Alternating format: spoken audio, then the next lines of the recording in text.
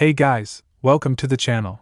As you see in the thumbnail, what if Issei betrayed by all friend and marry Koneko part 2. Before I start, please do support for more awesome content, and subscribe my channel and like this video. Go support and follow the RUINEDDRAGONARMY for writing that awesome fanfic, and also make sure to comment on this story.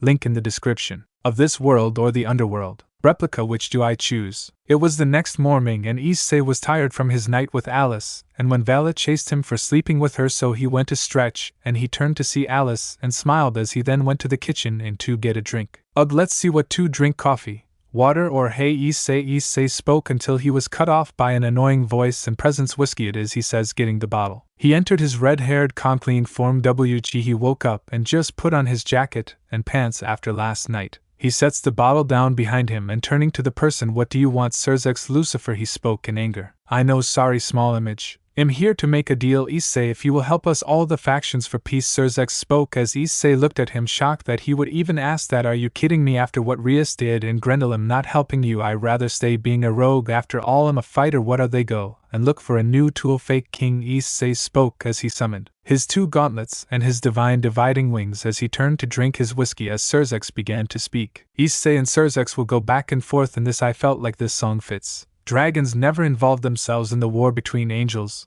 devils, fallen angels, and demons until the Welsh dragon Drake and the vanishing dragon Albion broke out. Don't you want to get away from the same old part you gotta play? 'Cause I got what you need, so come with me and take the ride. It'll take you to the other side. 'Cause you can do like you do, or you can do like me. Stay in the cage, or you'll finally take the key. Oh damn, suddenly you're free to fly. It'll take you to the other side. Sirs spoke as Issei dropped his glass and glared, turning to them. Okay, my friend, you want to cut me in? Well, I hate to tell you, but it just won't happen. Tell him, partner.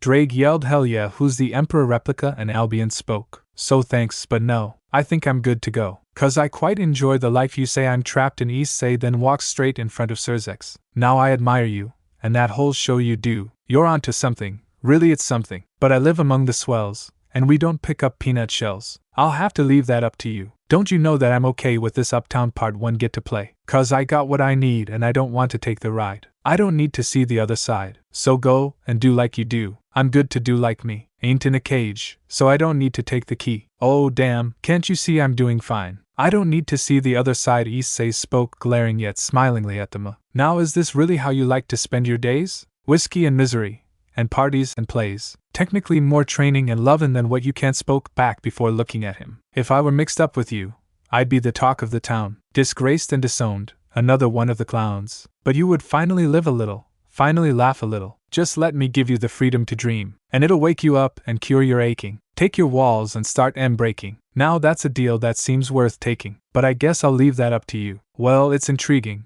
but to go would cost me greatly. So what percentage of the show would I be taking? Well, fair enough, you'd want a piece of all the action. I'd give you 7. We could shake and make it happen. I wasn't born this morning. 18 would be just fine. Why not just go ahead and ask for nickels on the dime? 15. I'd do 8, 12, maybe 9, 10. Issei and Sirs then glared at each other before Issei took a breath. Make it 0% of each faction for land or a favor, and you got a deal, Issei spoke, not looking away for a moment as the Mu is silent for a moment. Deal, if that is what desire, then I will agree, Sirs spoke as Issei smirked before turning away and walking to change his clothes. Of course, so, and my mate is the heiress of the fallen faction, so really it's like 0 or 70% thanks to her, Issei says with a smile as he walks off, shocking Lucifer, as he has been tricked even over something such as 0%. Issei made that become so much higher. See you later unless you have anything else to say?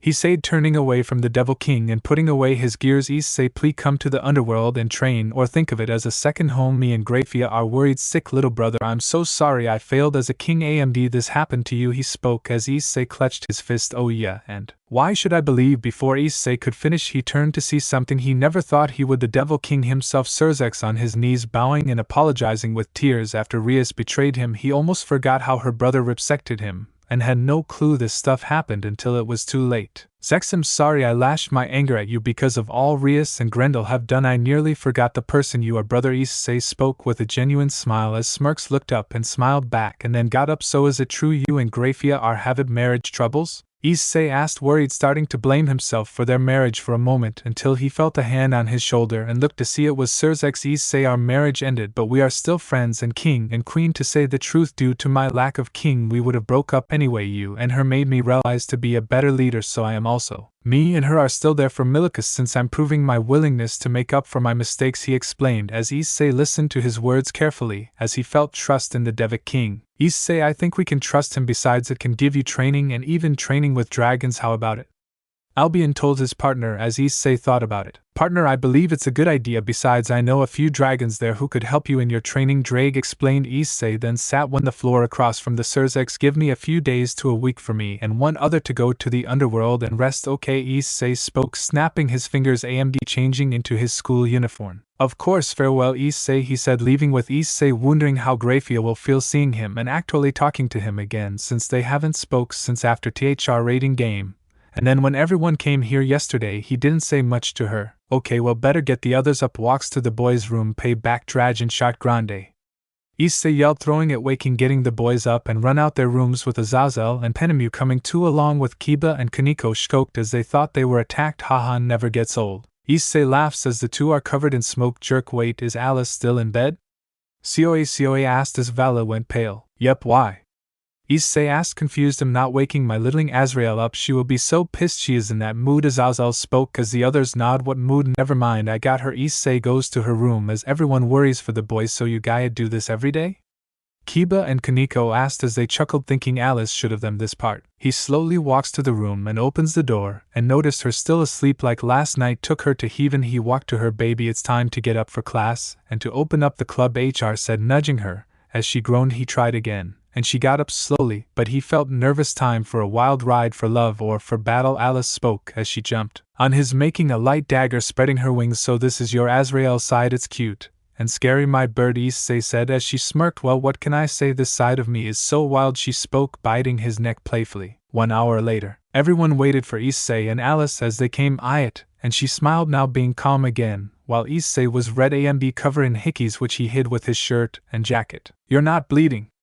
The boys minus Kiba asked, shocked as Issei growled. First I am, but not on my front. Asterisk points to his back, which looks red. Asterisk second, she was like a wild beast wanting to fight or fuck. How did she overpower me? I'm the red dragon, and she took me off guard. How is her Azrael side like that? He says, pouting while the boys tapped his shoulder, knowing a hand on it would hurt, while she just laughed with a wink as the boys and her went to school. See you guys later, Kiba said, waving goodbye as Azazel looked confused. You're not going with them, you two?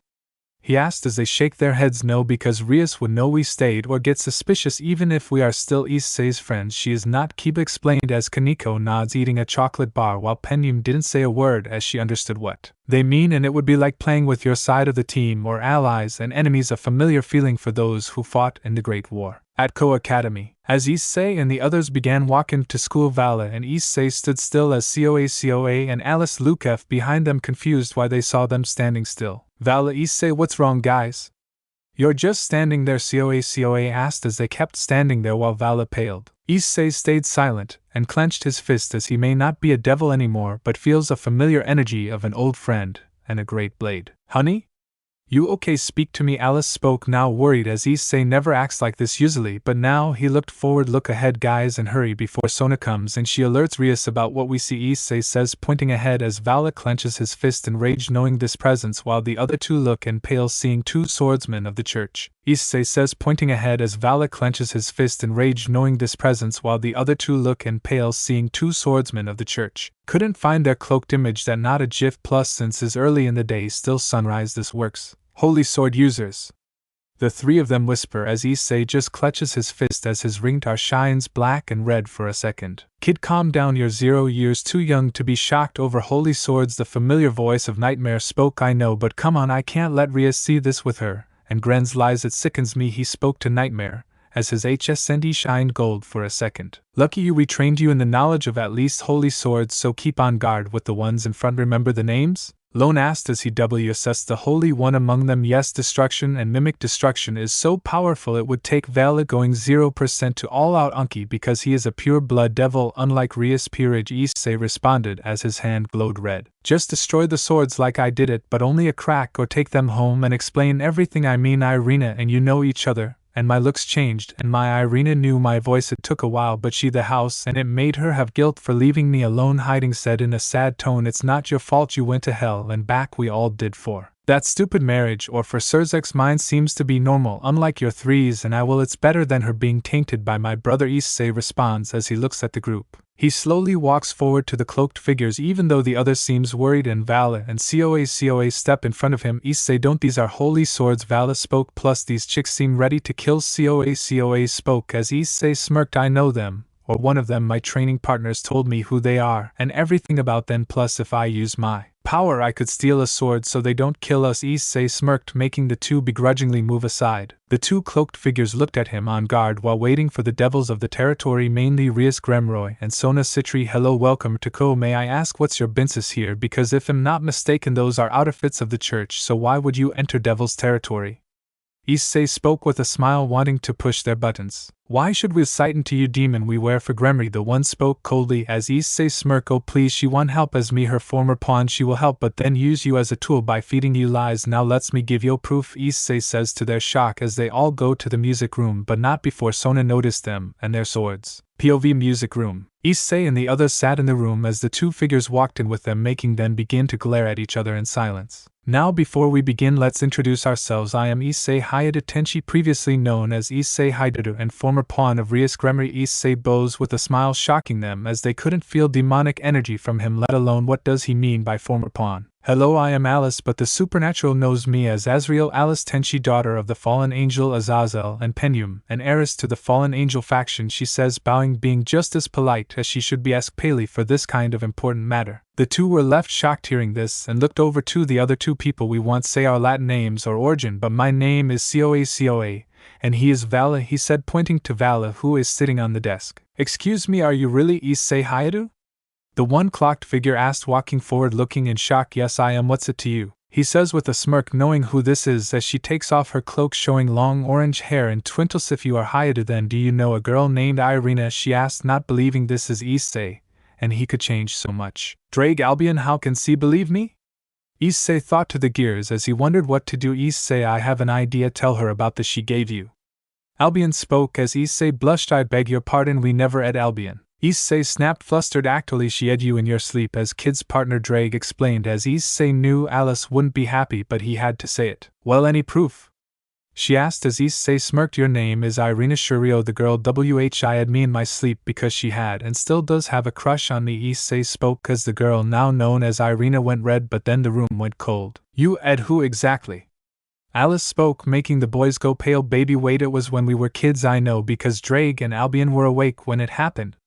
Issei spoke as Alice calmed down. Fine, you're lucky, but you Irina, I got my eyes on you and my spear's human, she says before sitting down. After a while the group relaxes before Issei looks at the other figure. Who may you be, if I can ask?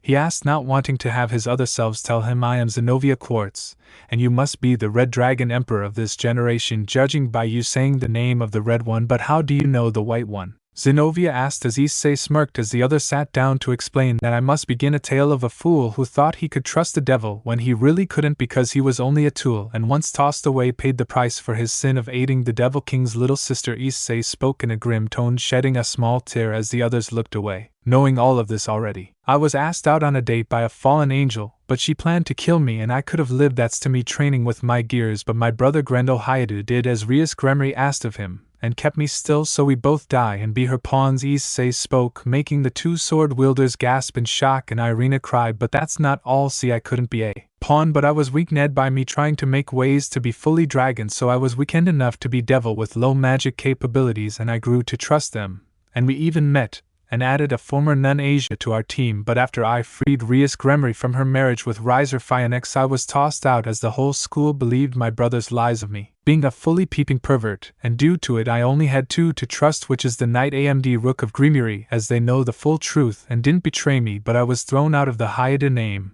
and her devil peerage at the price I'd give away my pieces, but I kept some so I can study them, and left, and went through the transformation of becoming a dragon, where I met Azazel and Vala, who picked me up in the woods. Passed out, I woke up falling with black bleeding marks from a sickness of dragons called the Dragon's Fall, which if a dragon is betrayed by a lover they could die or weaken, and I loved Rias but she toyed with me, but now Gren and her made it out, so my mother died and I was astray, but they thought I would go after them, but am not them, I think before I act. Issei slowly shed some tears thinking back to then as Alice hugged him as he smiled. Thanks Angel, now where was I? Oh yes. 2 dia later I woke up with a white-haired form and red hair because I'm the red AMD White Dragon Emperor and host of the true Longinus, but it nearly caused my death so I hid it for years, but now I grew a stronger, trained, fought strays and fell in love with Alice here as she is my mate in the dragon world, or girlfriend, or wife for humans. Now they know I'm alive and who I am, and they want beat me as Surzex has back now more than his little sister, as I am the true god and heir to my empire as a dragon should.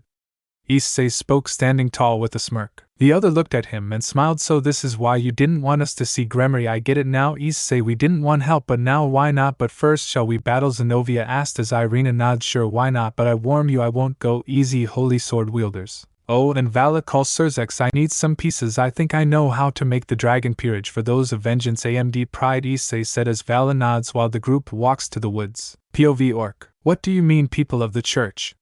Rias yelled as Sona entered, leaving Team Rias shocked. Even Kiba and Koneko, I mean they were at the gate, but then left with Issei. I think they are still here or leaving now. They wanted to see you, but he talked them out of it, my guess, Sona explained as Rias let out her aura, but Kiba and Koneko began to laugh, seeing this happen. Mind saying what's so funny?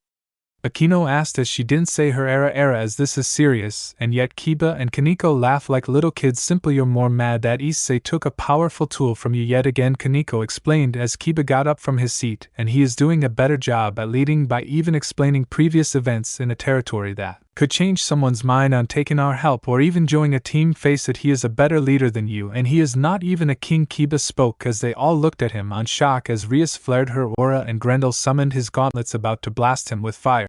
How dare you? He is no king, no warrior, no nothing, so how can he be better than my Rias? Gren yells, blasting them, but the blast was instantly destroyed before contact as the two smirked because he is the Emperor of Ko and the dragon of my true name within this empire. Issei spoke, arriving, cutting them off as he was the one who destroyed the blast, but what shocked at least the orc was his appearance even more. The Emperor of Ko and the dragon of my true name within this empire. Issei spoke, arriving, cutting them off as he was the one who destroyed the blast, but what shocked at least the orc was his appearance even more. This is his look now. TCH Kiba, meet me outside, you two. Chiron, I'm gonna train and I need you to fight. Coa and Vala, Issei said, putting his swords away as the two leave, but before Issei could, Rias walked in front of him. Issei, what happened? Why is your hair wet? She asked, trying to fake compassion to get Issei to tell her anything. My business, Gremory-san, now move, I have matters to deal with. Issei spoke, but she wouldn't move. Instead she put her chest up against his, making Issei feel sick because he knew what she wanted now. Oh come on, big dragon, you can tell me, and what business? If you tell me I can take your virginity. Rias spoke as Akino chuckled and Grendel smiled as the two knew Issei would say yes, but yeah, hell no, I'd rather die than fuck a pig like you. Issei spoke coldly, no emotions other than rage mixing in with authority and domination. WHATTTTT. All of the orc traders yelled as Sona luckily left when Issei entered. You got to be joking, you love my, you perverted fool, and who would rather be a virgin than do it with me? She spoke as Issei smirked. Ho said, I'm a virgin, I lost it with my mate a few days ago, and we did it again today, so BSCK off, slut, Issei said, walking away as his fall seemed to slow down as he is now moving on, but it still is affecting him, making him switch from white to red hair at times, making him know he needs to keep training. Issei then leaves the room with everyone watching, but then feel a shiver as they look outside, and behind them in the woods of the old school building is the people from the church with two holy swords and Issei's friends along with Kiba and Koneko all in fight stances. POV outside. Okay, Ruined Dragon here, this is how the fights will go. Koneko versus Alice and Kiba versus Coa versus Vala. Sorry, won't write the boys' fights, but I will write Issei's, don't worry, and the girls. As the boys kept practicing their sword skills, the girls didn't hold anything back as Alice spread her wings with lion fur's daggers while Koneko let out her ears and tail, and showed Kasha aka Blue Senjutsu Fire won her fist and around her as the two smirked. Let's see what you got, Litka Kitten. Alice spoke with a smirk. Oh, I will show you what I can really do, bird brain. Koneko spoke as the two instantly began throwing their respective attacks, one being Sage Fire, and the other being Fire, and daggers of light with both either exploding on impact with the other, but one out of every few strike or one of their attacks breaks through and hits near or dead at the opponent, which was easier for Alice thanks to hers being 2 attacks if she wanted, but she needed them together to push koneko to her limit. "Ah! That all you got, Nico devil?" she yelled as she managed to get BT5 of the Sage Blast in her wings and chest but still kept attacking. "TCH hello, no, I'm just getting warmed up."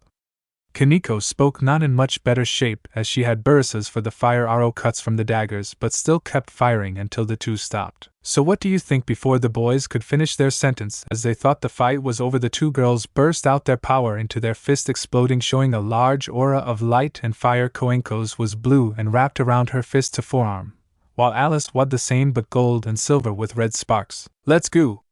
The 2 girls yelled about punch each other but were both stopped by blasts to their guts, knocking them down. "Girls, I said train, not kill each other. Sorry, but I had to," Issei said, walking over and helping them up. "Yo bro, we got Thenko," Coa says, holding Alice and placing her on the ground. "True, you fight the 2 sword wielders, show them no mercy," Kiba said cold as he carried Koenko, while Vala smirked and watched, not touching the sword he trained with anymore. "Okay, you 2 ready when you are," Issei spoke as he took out his swords. Blue 1 katana, when black, gold and silver is a short sword almost like a dagger. Issei holds them both in each hand, no gears, no tricks, only combat, as Irina and Zenobia pull out theirs. "You sure you see SN win this training battle, Red Dragon?"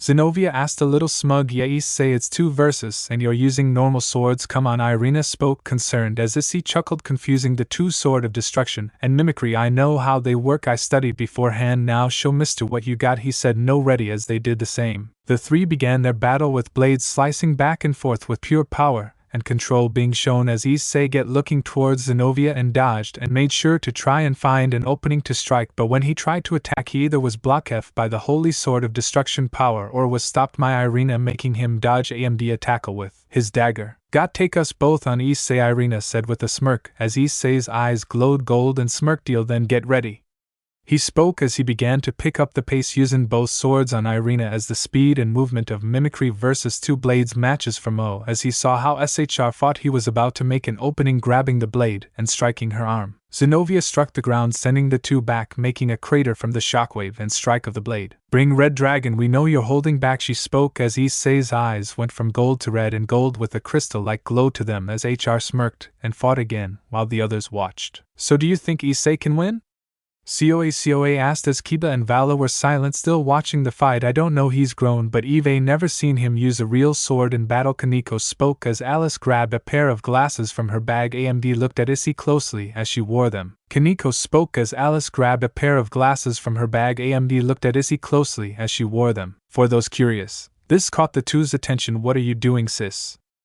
Coa asked. "Ever noticed Issei's eyes? They change, they have a glow to them, they change twice," she spoke as Coa was shocked by this. "And you can see better with glasses and tell now because of them?" Koneko asked as the Fallen chuckled. "Oh no, I only need them for reading battle planning at times or when I need to strain my eyes," Alice explained as Issei now did the same movements, but now became even with them, not being sent back but instead catching the blades as equal force and clash. For Zenobia AMD Irina, he used the dagger to wrap around the blade, testing its movements. Issei battle style hasn't changed, but instead it seems more he's adapting in sense. Vala spoke finally as the movements caught his attention as Kiba stood up. "You're exactly right, Vala, he trying to study the moves and then adapt to equal them and now master them like it's been his since birth or more. I can tell by how his movements with the blade changed. Before it was all tense, now it's only when he attacks or thinks, but he is watching their swords and bonus on how they move. Looks like he made a technique to master AMD, even get rid of flaws of things he can't do in battle like swordsmanship," Kiba spoke. Everyone but Alice was shocked by this guess, but Alice smirked. "You're wrong, Knight of Gremory, he did one better. See how he now is rivaling the swords like it's the exact force and pressure they used. It's because he is copying their style or movements and adding it to his repertoire, giving him more knowledge, replica of their studies, and he is adding his style to it, changing it and getting rid of the flaws that could beat him." Alice spoke as her and Kiba smirk as the others are in shock by THR skill and stuffy, yet Vala was ashamed as he went to the corner mumbling, "Oh." Issei roared as his eyes flashed green and blue, now done learning and adding more pressure, as he strikes, dodging the sword of destruction as mid-slash he kneels, hitting her in the gut. As Zenobia falls, he sweeps her leg and puts her in ground, making her defeated as he then turned to Irina, who was shocked. Ready, Irina, you can't win, but it's better to try, Issei spoke in a stance, putting the dagger away, playing fair. Oh really, bring Issei, if I win we beat your brother up, she says with a smile as Issei laughs. Irina, we can do that for free, call it a date, he says with a wink, making her blush, giving Issei an opening as he rushed at her, sending her back. But then she began to strike with her sword with limber movements, even began to have changed shape, but every strike Issei blocked or dodged a quick, too weak, not enough. Focus your all movement, Irina. Zenobia is power, you need to put your movements in the blade for a clean strike. He yelled as he threw the blade, making he dodge, but he then closed the gap and punched her in the gut, making her be defeated. Good fight, girls, see ya, and if you need me, here's my address, and if you're wondering the moves called blade steel, I won't say much sorry, by Issei says, walking to his family. And say, Vala mumbling, is he okay, babe? He asked, yet just upset that he can't even use a sword compared to Coa. Every time he tried it was basically thrown, she explained as Issei smirked, and Vala got up annoyed, not a world boob sucker.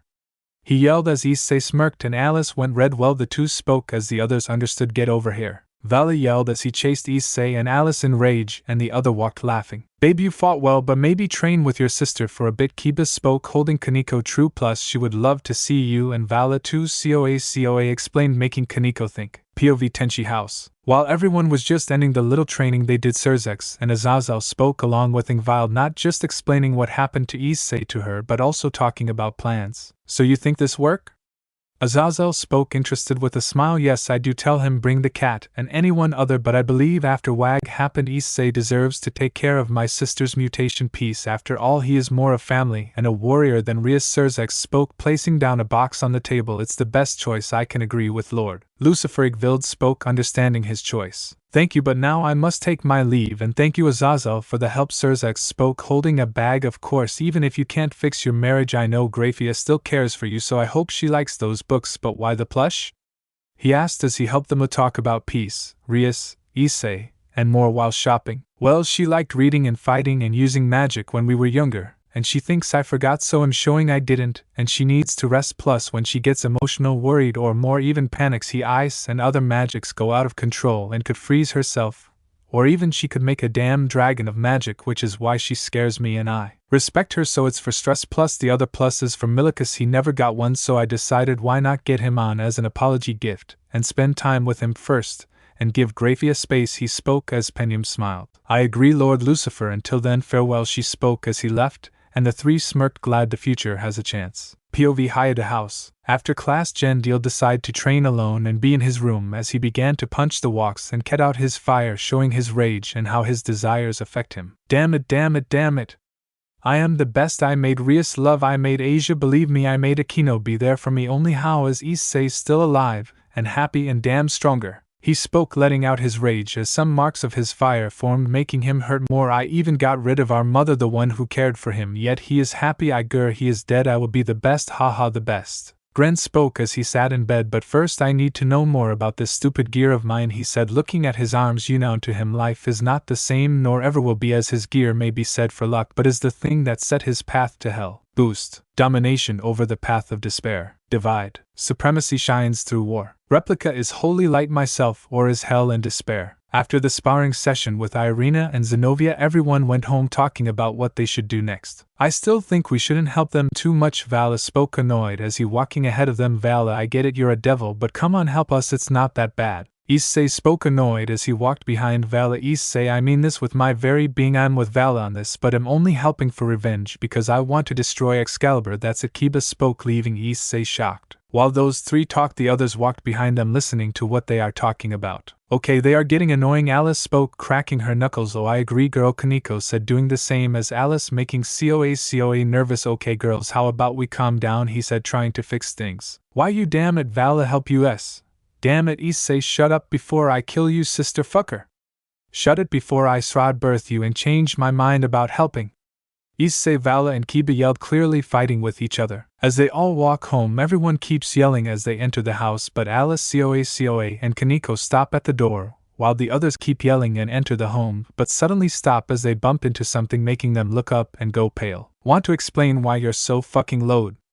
Azazel yells as he and Penemy look down at the three with rage in their eyes. Well, you see, Dad, we out. Before Issei could finish, Azazel slapped his head and Penemy threw a heel at him, and then glared at the other two. Want to be next? The two spoke coldly as the parents they are as Kiba and Vala instantly shut up as Issei got up. Ugal, what was that for? He asked, holding the back of his head looking at Azazel. It's because you three are being too loud, we heard you from a mile away. Azazel spoke as Penium went to relax. We told you guys too loud. Alice spoke as COA and Koneko nods, making the three go red from embarrassment, but Issei turned his head and was puzzled. Hey, where's Ingvild? Shouldn't she be with one of us before she goes somewhere? Issei asked as the others couldn't help but agree, but suddenly a black mist appeared and faded as Ophis stood in the room. Do you have to do the mist every time you want to make an entrance? Alice spoke as her face was covered in smoke. If I want to now, don't worry. Issei. Ingvild went to the underworld for important matters of all she missed. She spoke as she went to sit in the couch. Okay sis, I guess I'm free today. He spoke, but only for Azazel to chuckle. Oh, what's up, old man? Issei asked as the others looked just as puzzled. Well, Issei, technically you're not free today. Wait, I mean you're not free ever. I mean, damn, this is hard to word to someone already in the supernatural. Azazel spoke, trying to think. Dear, just give him the gift already. Penemu spoke, tired as she sat with Ophis and began to drink, while everyone but Azazel was shocked by seeing the dragon god of infinity drinking with a fallen angel. Yo, Issei, catch! Azazel spoke as he threw a box to Issei, who was still shocked by seeing Ophis drink, and bang. Issei fell to the ground holding his face in pain. Ow, what the hell, old man? Issei yelled, glaring at Azazel until he looked at the box on the floor that he got hit with and looked shocked. Are these my pieces? He spoke happy as Azazel nods and everyone smiled, yelling with joy. Hell yeah, the time for battle has come. Time to show RIS/Gremory/bitch who's boss.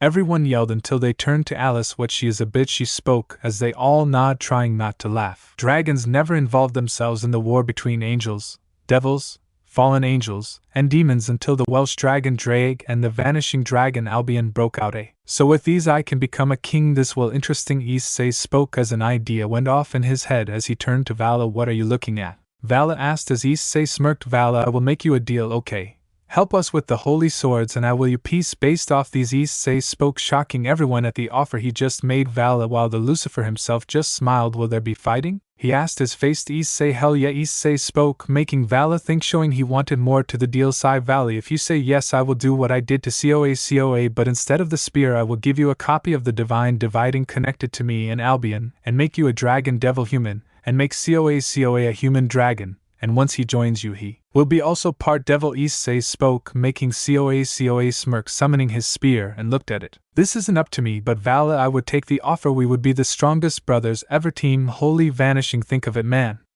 COA spoke, eager for the answer. I accept. Besides, I say Team Rogue sounds good too. You better make them fast. Issei, he spoke as Issei began to grab the box and walk away. Bitch, I fuck your sister now. This be patient, he spoke, making Alice blush and Vala angry. What did you say? He yelled as Issei ran to his room. COA, do this on your own. I'm not dealing with him, he says as he locks the door. Vala kept banging on the door. Leave me alone, or I swear to Ophis I will dragon shot your ass. Issei yelled as he was trying to think, but you already bombed our room and broke my swords.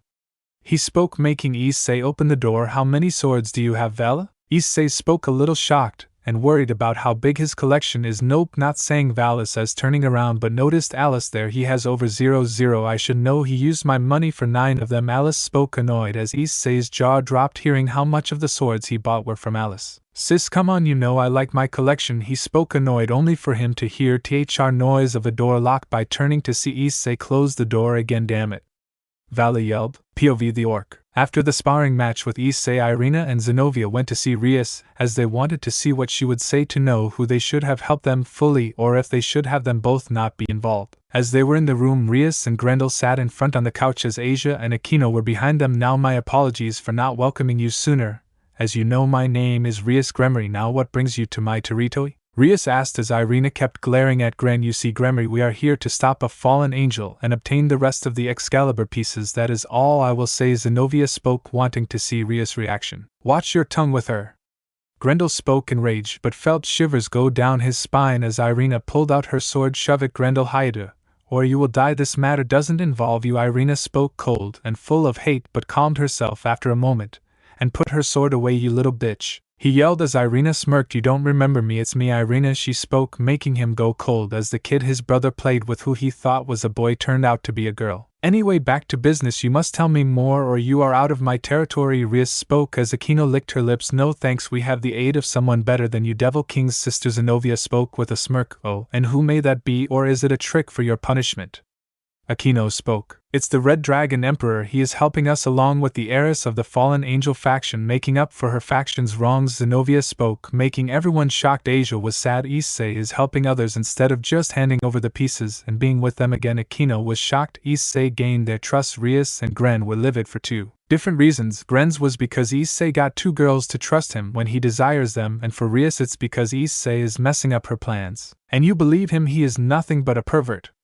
Rias snapped, flaring her aura. However, Zenobia and Irina weren't impressed. You say that, yet he looked us in our eyes, and if not that our swords when we fought, thus you have no real proof. In fact, the only thing he seems to be perverted towards is his lover, but that is normal to feel between lovers, as it's not perversion, it's love and lust, Zenobia explained as Irina nods in agreement. No, you can't be saying the truth. Issei wouldn't be so proper, he is just a perv. Asia spoke as they turned to her. Asia Argento, the heretic who became a devil, you are nor one to talk as you fell from the path of God. Zenobia spoke, making Asia go pale as she thought of what Issei told her. God is dead. She shivered and felt sick thinking about that, but as she did they too walked away, not feeling it was worth a damn seeing the leader of this territory if she can't do her job right. Bastard!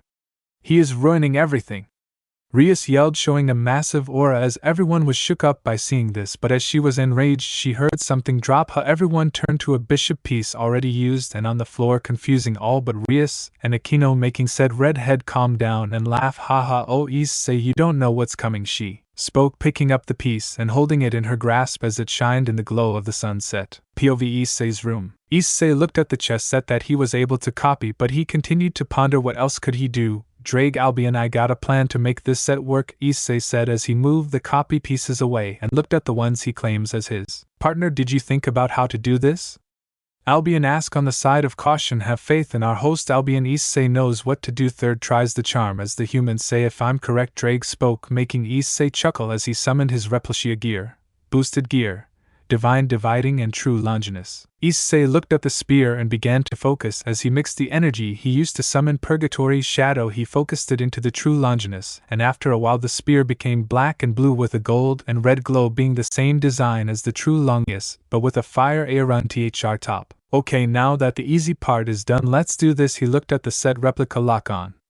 He spoke as Issei's one I was now gold and red as a WSS locked on and scanning the evil pieces. You guys, I need you Dryag to boost about 0 or times and replica do the same to help with the lock-on function. Ready everyone? Issei asked as he glared at the pieces, spreading his aura. Yes, Issei / indeed partner / ready whenever you are, brother. The three spoke as they let out their auras, mixing with Issei's letting out on that seemed to be nothing to him but in hell. As dragons fly, the skies crackle as a powerful storm is coming, causing them all to scatter. Seems like Drake has gotten strong. His hot is maybe even surpassing me now again. Violet and White Dragon with 2 gold horns spoke as he looked towards the sky. In the dimensional gap. In the dimensional gap in the empty void, a massive red dragon flew around the massive space when he suddenly felt a presence. And say sparks, even if they were small to him, they were seen in the gap and he could sense who did it. How well, I guess Ophis did keep her word in training the boy. He seems like he can make it to Dragon God if he keeps it up. Haha, this will be promising. The giant dragon, shockingly being great red, the dragon of dreams, spoke as he felt Issei's power. POV Tenchi House. As Issei let out his aura, everyone felt the burst of power sending shivers down their spine as the power of domination and supremacy was let out worse than the heavenly dragons themselves. Damn, Issei can't be serious. How much has he held back for his magic, let alone his physical strength? Vala spoke as he couldn't help but smile as he was trembling from joy and fear. Who knows, but damn glad he's our brother. Coa spoke as Kiba nods, getting up from his seat. Yeah, I mean, Eve known Issei for a while yet never felt this kind of power. From him, Kiba spoke as he turned to Koneko, who fell passed out from the pure power let off from the room. Oh my, everyone turned to see Alice blushing as she spoke. Why am I the only one hot from this dumb aura, she asked, but didn't mind it as Ophis smiled. It's been years since he did this, she said, thinking back to the past. Flashback. In the woods of Kufar, away from any house, a young boy was training with a spear, striking rocks and trees with speed fast enough not to be noticed. Okay, let's kick it up a notch.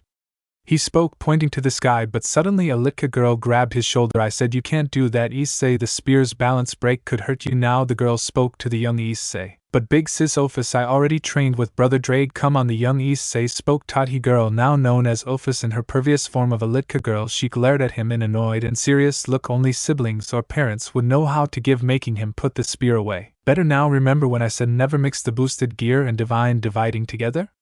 she asked while eating a cookie. "Yes, I believe it's because it can kill me. Because of my age, it's too risky to do it as a human, and them being opposite powers," Issei said as Ophis nods, proud of his answer. "Indeed, but try only mixing your aura and theirs, and if you do, focus it to your power." "Okay," she spoke as Issei nods and closed his eyes, summoning the gears. "Remember, breath and stay calm," she said as he did as she said, and slowly an emerald and white spark showed as blue and red auras formed around his arms and legs, and slowly an amber one as well for Issei's own one. "Good, almost there. Stay focused. You can do it, Issei. Keep it up and master this. You might even beat Baka Red," Ophis said, sounding happy. "As for everyone else, she is empty, but for Issei, she is happy to be his big sister. Uncle Red is a Baka, haha."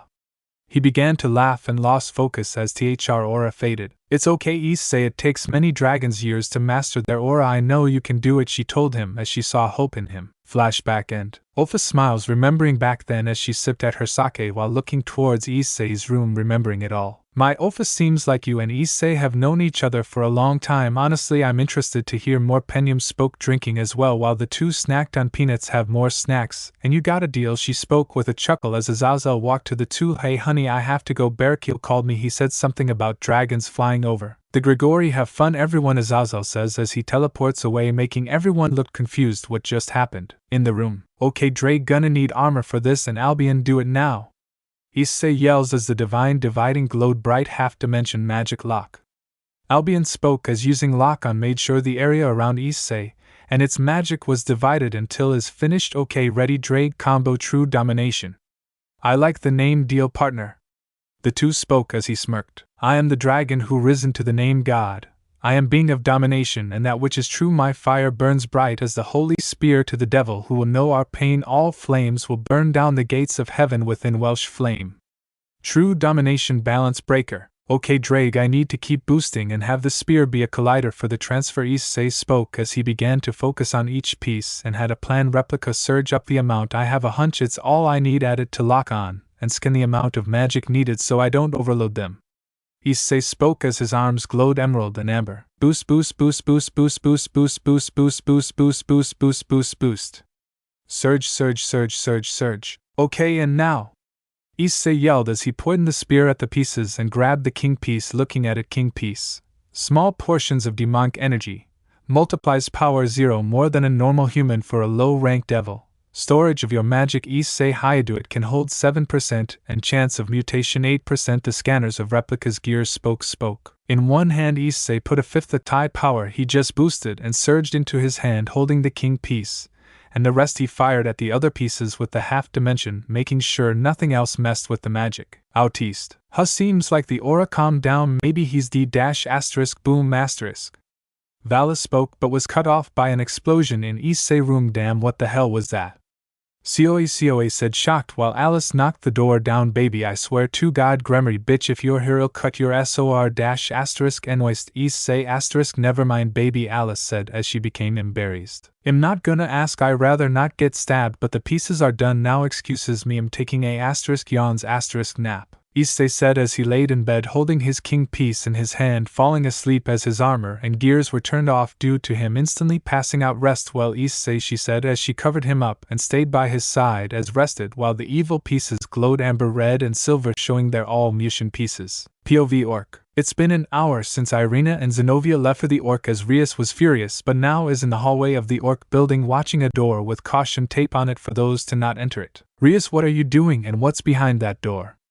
Asia asked as she hugged Grendel's arm. "You see, Asia, Rias has another bishop, however due his power at the time being uncontrollable, so her brother ordered her to seal him away, but that brings the guest Ion. Why are we here now? Did Sirzex tell you to set him free?" Akino asked as Rias began to chuckle. Well, you see, Rias, my brother doesn't need to know about any of this because the only way to stop Issei and get Kiba and Koneko to listen now is to use my secret weapon. Rias spoke as she tore the tape off the door and unsealed the door with a smile on her face, but suddenly her smile, along with the rest of her peerage that were present, gained a completely different reaction. Rias, mind explaining what you're doing? Surzek spoke with a small child behind him in the room. Surzek spoke with a small child behind him in the room. The child? Everyone was surprised to see Surzek in the room, glaring furiously at the peerage with the child behind him, scared. Yo, who's the girl? Gren asked as all but Surzek glared at him. Sorry, my pawn, he's a boy and his name is Gasper. Rias spoke with a chuckle, leaving Gren shocked at what he just heard. Answer me again, Rias, why did you open this door? Surzek asked once more, but this time with his aura being let out. Brother, why are you in here and how did you know in the first place? Rias asked, avoiding the guest eye on once again. I knew you would be up to something, so I placed a second seal on the door. When opened, I would be sent here. Besides, who told you to seal him away? Now I see he should have been given to a peerage that he deserves. Surzek spoke as Rias' eyes widened, as she knew she told him to seal him at first, but now she is stronger, she should be able to ignore his dumb orders. For once she's his sister. But Lord Lucifer, she was just doing this to get Kiba and Koneko back and teach Issei a lesson like the pervert he is. Akino spoke as Surzek glared at them all and snapped his fingers, taking the munition piece from Rias. Much to her shock, you wanted to use him as a tool like the others. The Gremry house treats people like family. This isn't family, Rias. You make me sick. From this day on, Kiba, Koneko, and Gasper are removed from your peerage and given to Issei. Surzek spoke to everyone's dismay. Brother, I do not stand for this. They are my peerage and am their king. Rias spoke, trying to talk back. Suddenly a large burst of power was let out. I am your devil king, you spoiled brat, and you will obey. Don't take everything away. You're lucky you kept the Gremry name. You don't deserve it if you keep this up, he yelled, making all flinch from his power and words as they looked down ashamed, making the devil king and Gasper leave. After he left, Rias fell to floor and began to cry. First she lost her knight and rook, then her bishop, and now her brother's trust. Damn you, Issei, I swear I'll make you pay, she mumbled through the tears. POV 0 PM The Tenchi house. Everyone got dressed and Issei to wake up so they can train and see who will go to whose peerage. Ugh, what's taking so long? We want to see his stret. COA spoke, tired of waiting. The wake him up, nodded. Vala said as everyone but Alice said the same. Why me? She asked. You're his mate, just do it. Ophis said, tired. Fine. Alice spoke, walking into Issei's room, closing the door behind her. Okay, here goes nothing. Alice walked to his bed, tapping his shoulder. Issei, wake up, she said, yet no response. Come on, she moved him, but again nothing. But when she tried a third time, Alice, why are you in my room? Issei asked behind her, shocking the poor fallen. How did you get behind me? I thought you were in bed, she yelled, still shocked and confused by how Issei is behind her. Oh no, I got up 0 minutes ago and placed pillows there so I could the room and make THR copy of the gear for Vala, Issei said with a chuckle as Alice felt like she was getting a headache from this. Here, give these to Vala and tell him to take gear first, then turn to dragon, then peerage. As for me, I still need to get dressed, Issei said as Alice grabbed the things, yet as she turned around as red and amber flash of light surprised her but then faded. Sorry about that, magic to change my clothes to make this faster, Issei said as Alice turned around blushing. Issei said as Alice turned around blushing. This is Issei's look. Okay, little feather, let's go, Issei said, leaving with his pieces as Alice was still blushing. As they walked out, everyone was looking at Issei. Anyard, we have been waiting. Kiddo, come on, put the king piece in already. I agreed to paperwork to see this, Azazel said as everyone agreed while Issei held the king piece. Okay, I get it, Issei said as he took in the king piece, but nothing happened instantly to him. I don't feel any Issei yelled as he was cut off by pain and large amounts of magic going through his body as he fell to his knees and grabs his head as the replica gear formed. What's happening? COA asked as Ophis got up and ran to Issei. He forgot to account for the gears and their potential, so it's affecting his mind and body with how much more power there is, Ophis explained as the overflow of magic glowed and sparked emerald amber, and blue, and even red.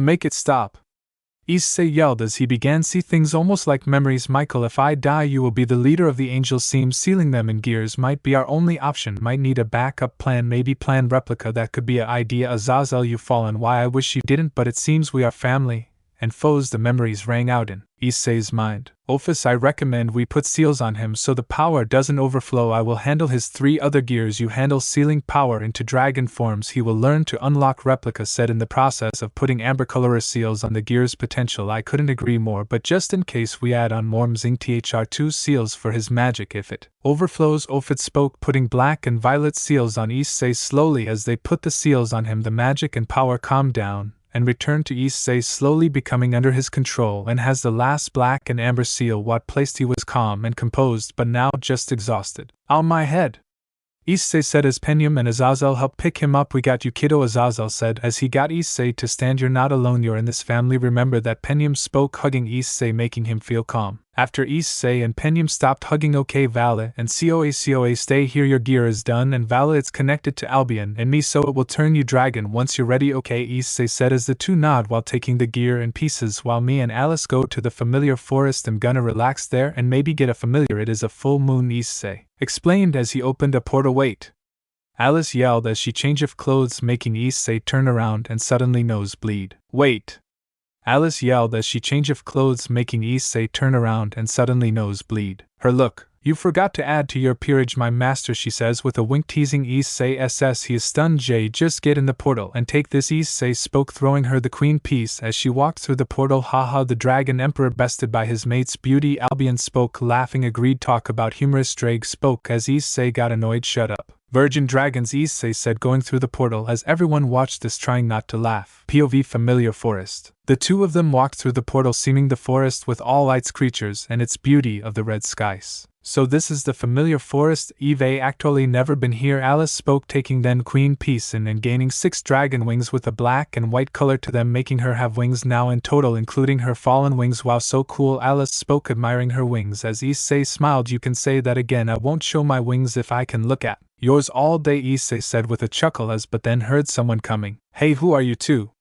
And what are you doing in this land?" Zatuji said as he jumped down from a tree. "Yes, I looked it up. That's the familiar master's name straight from the DXD wiki." Issei looked towards the man and smiled. "Familiar master, it's a pleasure to see you again," Issei says as he bows with a smile as Alice does the same. "Who may you be? I don't think I recognize you," the master said with a smile as Issei smirked, looking up at him. "I'm the former pawn of Rias Gremory, the boy who failed to get a dragon familiar," Issei said, slightly embarrassed as Zatuji smirked. "Oh, it's you. Damn, you changed a lot. So what bring you here? Want a familiar? You came at the right time," he spoke as Issei smiled and slowly began to chuckle. "I wish you see the 2 strongest creatures here," Issei said, shocking Alice and Zatuji. "Kiddo, I recommend you not to go down that path. What in your right mind lets you think I would show you the strongest beings here?"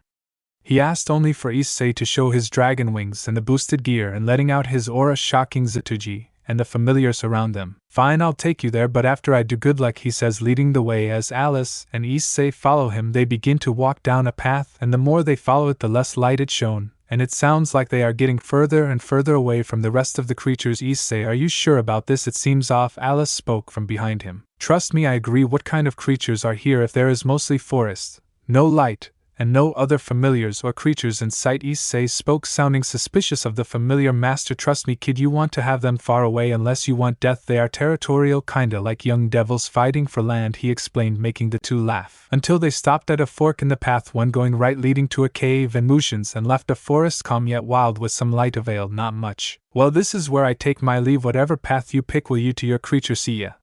He spoke, running as Issei smirked, thinking which road to go to as the boost gear manifested while Issei was reading a sign. "Warning, left Dragon King, right Hydra may not be dragon but can be viewed as one partly for its might and fury. I say we go left." "Haha," Issei says, about to move but is stopped by Drake. "No, please, please, please pick the Hydra partner. Just don't go left, please," he yelled, nearly crying, giving Issei and Alice a headache. "Drake, why can't I? It's just a Dragon King," Issei spoke, annoyed as the divine dividing form. "Drake, grow up." Albion spoke, "Can someone explain what's going on?"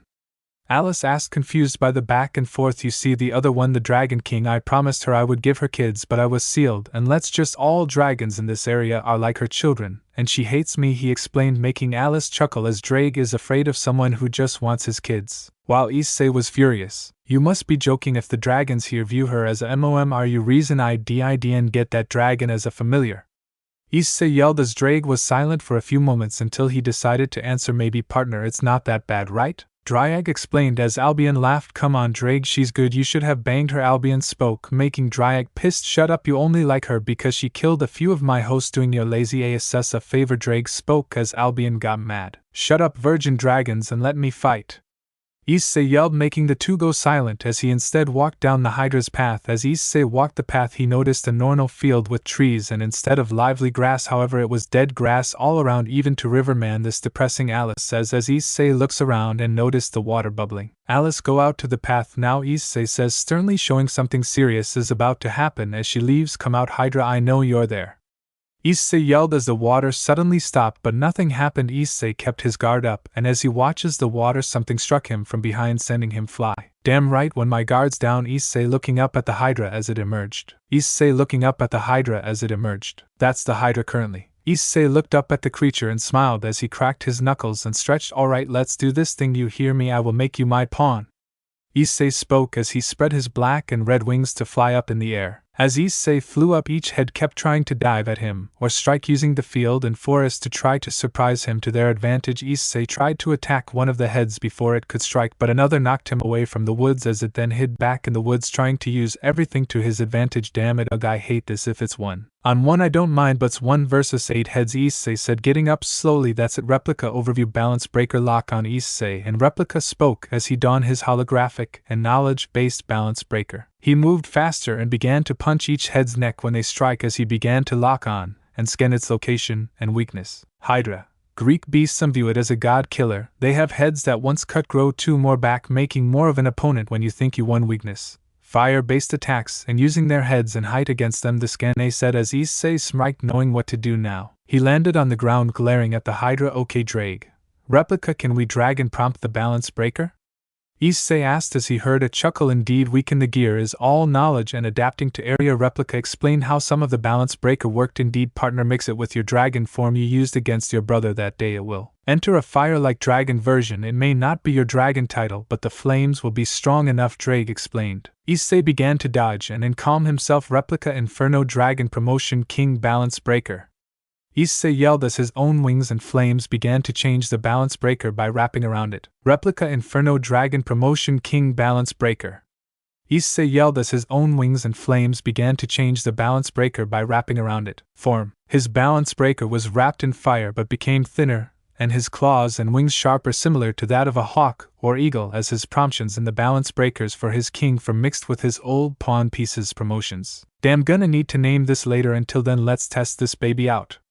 Issei spoke as he flew up towards the sky at high speed with a fire-based aura around his body. The heads of Hydra tried to lunge at him from the woods as a surprise attack, but he avoided one and cut the other with fire-like claws and kept foaming with each head that tried to attack. And he made sure to burn and scratch so it bleeds, but not so its heads are cut off, as it will gain 2 more, which Issei knows he can't be careless. One of the heads attacked, no surprises, just pure attack, and knocked Issei back and kept trying to push him as Issei grabbed the head, trying to push it back as well as. Damn, you're a fighter, aren't you? Issei spoke while laughing as the Hydra head showed its teeth ready to bite. Issei puzzled it back and used his claws to cut out one of its fangs, angering the beast. Come at me, he spoke, flying towards the body of Hydra as all the heads followed him. This has to work. Issei spoke as he flew straight at body where there was one head waiting for him, but he avoided it, and the other 7 heads at the head though was waiting as they all got stuck as Issei watched from above. Dragon shot, he yelled, firing his signature move from above down at the beast as it was headless to the attack, and as it got hit, a massive explosion as let out, and as it settled the Hydra was on the ground. Okay, you gonna play nice now? I won, so what do you say, join my team? He asked as the only here that could move nodded, making Issei pull out 8 pawn pieces and smirk. Since you had seemed to fight different, I'ma change these a bit, Issei said, adding a little bit of magic to each piece, making each one glow a little more, and some different colored eye. Issei, hiya to make you my pawn. Issei spoke, putting the pieces with the Hydra as he accepted them, and it glowed, shrinking down. Seems like the spell I added to turn you human worked, so you got a name? Issei asked the Hydra as he stood up. No master, we do not, but it seems the other 7 heads are in my mindscape. I guess I'm the main personality, so we would he honored for a name, the Hydra said, bowing. Okay, how about Ruji Slifer, Issei said with a smile towards his pawn. That's all for now, Dragon Army. I hope you enjoy, and thanks for the patience. and waiting for these chapters. Let me know what you think and for this character and Issei's life for the factions. Share. Hello everyone, Ruined Dragon Army here. I wanted to clear some things up for this story's themes or storyline and characters. Okay. First, Issei did join Vala in THR Chaos Brigade in the chapter Be Fire Team Vengeance. Along with the chapter, he went on a mission with THR Brigade in the chapter Mission and Trouble. Second, just like Team Vala is a part of the brigade, so is Issei's peerage, as both peerages are their own teams for the Choice Brigade and the factions. Third, Issei's dad knows about the supernatural. Some of you forget he was at the Orc when they kicked him out, however he thinks Issei killed his wife, not Gren and Rias. Fourth, the Hydra switches personalities and its eyes and attitude changes with it, as each personality is each head, while the main one is not as weak to fire the others when they take control are. For a notice here is their power and emotion: normal / fire, water / sadness, anger / earth, tactical / thunder, happy and jokester / ice, pacifist, and pure intelligence / air, fighter and healer who wishes not to kill and rather protect / holy, magic and angel, insane,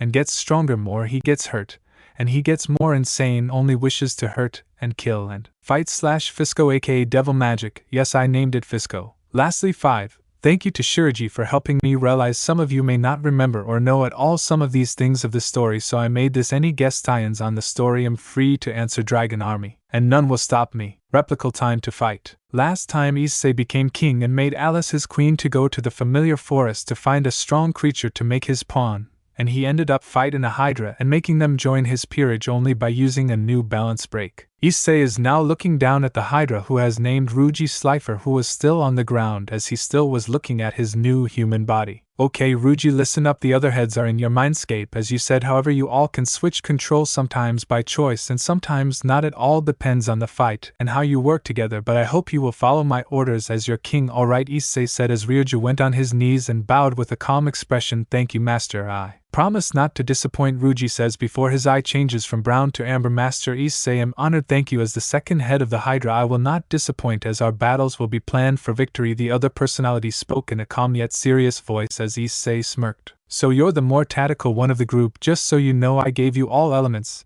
and the main head aka Ruji is the fire one, so he is the only one who is resistant to your weakness, but when you all take over it changes and yours is thunder. Just so you know, Issei explained as tactical nods and the eyes go brown again as he gets up. Thank you for this chance, Master. Ruji spoke as Issei looked away to the Hydra's confusion. Master, what's wrong? He asked, puzzled. Issei covered his eyes and snapped his fingers, having a magic circle out clothes in his hands. You do realize you aren't in your Hydra form and you're naked, right? Issei spoke to his pawn, who went red from embarrassment as his eyes went aqua blue. Wawa, sorry Master, we didn't know, it's just we've never turned human before. The new personality cried as the water around the area started to bubble to Issei's interest. Seems you're the water personality and sadness as well. It makes sense with that combination, but I will ask, give Ruji control please, Issei said as the eyes went brown and tears stopped flowing. I'm sorry for them, Master, I will be behind you in a moment, he said, taking the clothes as Issei walked to Alice. Alice was sitting on a rock waiting for him, looking slightly envied. Hey my feather, what's up, you seem sad? Issei asked as Alice glared at him. I'm not said him envied, I am your queen, I should help, but no, you fought the Hydra alone. Now on board, she spoke, looking down as Issei hugged her. I know, but how about after we all train, I make it up to you. Later Issei spoke, ing her cheek as Alice turned to him. Movie night, and you cook? Alice spoke as Issei nods. Excuse me Master, is this outfit okay? Ruji asked as Alice and Issei turned to him with a smile. Dragons never involved themselves in the war between angels, devils, fallen angels, and demons until the Welsh dragon Drake and the vanishing dragon Albion broke out a current outfit. The two looked at him with a smile as Alice got up to look around him. Yep, you made the right choice, let me guess, 8 pieces, Alice spoke, turning to Issei, who had a smile on his face. Indeed, each piece has his head and personality, Issei explained as she smiled, then turning to the Panwagen. Name's Azriel Alice Tenchi. I go by Alice and am the heiress to the fallen angel faction, and queen to Issei. Pleasure to meet you, Ruji, Alice spoke with a smile as she shook his hand. Ruji relaxed, she is smart, after all she is Azazel's daughter, and my mate, so don't worry about it, Issei spoke as he made a magic circle for them to leave. Oh, that makes sense, Master. Well, shall we? he asked as Alice walked to the portal. POV Tenchi house. While Issei and Alice were gone, Vala and went through his dragon transformation, but before they left, Issei had Albion try to make Vala change as fast as possible, even if his strength will take a few more days to draw out, but he can at least use the gear, and he is still 0% human and 0% dragon and 0% devil. Along with that, he took him his king piece, making them dragon devil pieces. And COA became his knight. Current Valley. Current COA. Everyone was in the living room waiting for Alice and Issei to return, while Vala looked at his pieces thinking what he should do next, which COA noticed. Yo Vala, you thinking who to add to the peerage next? COA asked as Vala nodded, as he was still stuck in thought. Well, how about your team? I mean, this way your peerage will still be in Choa's brigade and with the fallen COA explained as Vala smiled at the idea, because that way he could still be himself, but still protecting others and growing stronger. As a king plus Kuroka can be your queen, he said, making Vala go red as S portal opened, showing Alice, Issei and Ruji with everyone watching them. Okay, everyone listen up, this is my new pawn Ruji Slifer, the 8-headed Hydra who now is 8 personalities in this human state, Issei explained as everyone but Alice was shocked that Issei tamed a Hydra, but Vala then began to laugh to everyone's confusion. Ha ha ha ha, told you it would be a pawn, haha, I won the bet. Vala said as COA groans in annoyance, leaving Issei and Alice confused. What bet? The two said at the same time. Well, we bet what piece you would use first. COA picked rook and I picked pawn, and I was right, so Saturday we be watching Dead the best art there, as Vala spoke with joy. As Issei groaned in annoyance, Vala, Saturday was date night. Why, I don't want family night, he said as everyone chuckled. Wait, you two bet on a movie and Walking Dead isn't a? Alice was cut off by Vala covering her mouth. Silence, it is a show of art, for it should be movie. The blood, the battle, the dead, it needs to be a movie or marathon, so we watch. He spoke as everyone knew they couldn't talk him out of it. As they talked, Issei went to grab his other pieces, but when he did he noticed his bishop piece was missing. But how nobody could take his pieces without him knowing, right? He was puzzled by all of this, but he had to focus on the now and worry about his piece later. Okay, besides Vala ruining Saturday's date night by changing our movie, I got the pieces. So sorry Vala, I need to call Kuroka. Issei spoke as he came back in the room as Vala stood up annoyed. Why you taking queen? He spoke but covered his mouth at what he said as COA and Issei laughed. We called it. Issei, haha, he finally admits he wants her. COA said as the two laughed, and Ruji's eyes changed to navy blue as he began to laugh. Haha, well, talk about a joke, but to go one step further, let's give him the cold shoulder, literally. He spoke, throwing a blast at Vala, freezing Vala's shoulder and half his body, leaving all but Alice and Issei shocked. Damn, you weren't kidding about the multiple personalities, but first, why? And second, set me free, Issei, Vala yelled as everyone laughed. First, it's either he is like this or always with 8 heads, so take it or leave. Now let's go. Come Kiba. Koneko, Issei said as he walked over to his room with them behind him. Come on, let me go. COA? Alice? Help your brother, Vala spoke, but COA kept laughing with Ruji, Joy, and Alice went to the kitchen. Alice, come on sis. Vala yelled as Azazel and Penyum just watch their kids be fools as they drink. Sure, I'll help if you pay me back the $0 million you owe me for your stupid sword collection. She spoke, turning around with a glare that froze Vala worse than the ice. POV Issei's room. Issei, Kiba and Koneko went in his room and closed the door, turning on the lamp and placing his book on the desk. So numbnuts, what's the plan? Koneko asked, making Issei chuckle. Haven't heard you call me that in a while, but away, the plan is to take out your pieces to make you my rook and knight, and have your bodies absorb the demonic energy from your current ones, protecting you from Rias and her power of destruction, Issei explained as he grabbed a knight and rook piece and placed them on his desk. Okay, that does make sense. Well, I suppose I can go first. Issei, Kiba spoke, ready to join Team Issei as he stood tall. As Issei smirked, okay Koneko, hold him down. Then Issei said with a straight face, making the two confused and blushed.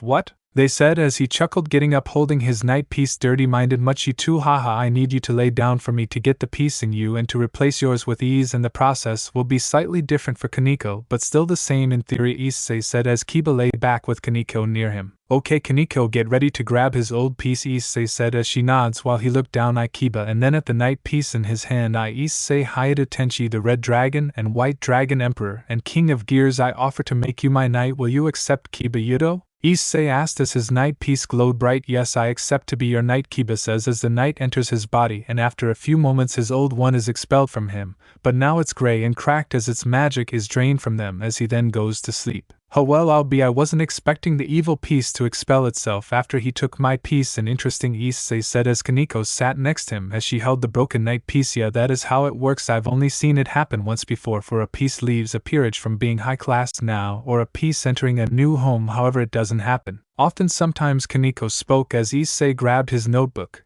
and wrote that down to keep as information if needed. Yo dragon boy, what you writing? Koneko asked as Issei stopped writing and grabbed a rook piece. It's important info of my studies involving the supernatural, like my gears, pieces, species and more, Issei said as he got up. POV outside the room. While Issei was making Kiba and Koneko a part of his team outside, Ryuji went back to his main personality while Alice was slowly melting some of the ice off of Vala with her holy fire. Damn, that was interesting. Issei really picked a good person to join him. Coa spoke as Ryuji chuckled says he didn't freeze half of you. Luckily my phone did get covered in ice or water. And Alice, can you hurry up please? I'm freezing, Vala said as he felt colder as he looked to see his sister glaring at him. I would, but if I do it might hurt or kill you, dear brother. Or my, did you forget you were born a devil, so you're still part devil? You're lucky I'm being nice and taking it slow, or do you want me to hurry up? She asked her, making a fire dagger as the guys in the room went pale. No sis, take as much time as you need, he said scared as the guys nodded, while she continued, damn, how does dad deal with her and mom? The boy thought to themselves. POV in bed. Achoo. Azazel sneezed and felt a shiver down his spine as he went to get up. Going somewhere, dear? Penyum asked in the bed next to him with a smirk. And no dear, Azazel said as Penyum was in the mood. Damn kids, why did you talk about me? One sneeze is a few hours of crazy, but I should tell Issei Alice gets her Azrael half from. POV outside. Poor Azazel. As everyone was in the living room, Issei walked out of his room and noticed Vala still covered in ice. Hey Vala, how you doing? He asked, confused but trying not to laugh. Thanks to your pawn and Fozen, but I'm trying to call Kuroka so she can come over with Biko so they can join my team, but I can't call because my arm may not. He froze, but my shoulder is. Which palm? Haha, Issei says laughing as Vala gets pissed. Fuck you and your pawn's multiple personality disorder pawn, they still froze me. Vala yelled as everyone chuckled. WHI, which one? Haha. Coa spoke laughing as Ryuji went to Issei's room to rest. After a few moments they stopped laughing and Issei looked at Vala. Okay, let me take care of Vala while you, Alice, can you call Kuroka and the damn Monkey King? Issei said, hand her Vala's phone. Sure, I might even call Koa's girl. I got her number. After all, I haven't seen her in a while, Alice said as Coa went red as Issei melted the ice and looked him. How did you know, Alice? I told you not to go in my room. He yelled as Vala smirked. I did, idiot, it's our room, think, he said as they three chuckled. How do you know it's not from Kuroka? Coa asked, still trying to think of an excuse. Everyone looked at him dumbfounded as Alice left to make the phone call and Issei pulled out a piece of a sword radiating with holy energy. This is made from the gear blade blacksmith from what Replica told me, which makes holy swords of many types, so the opposite of Kiba's gear. But if you say it's Valis, then it's impossible, as even a half-devil descendant of Lucifer is still very weak to holy items. Issei explained what he knew, making Coa get even more red as Vala was snickering. Come on, thigh guy, we know you love Jean, admit it. Vala spoke with a smirk as Coa glared at him. Fuck off, I won't say a thing until you admit you love your ass cat.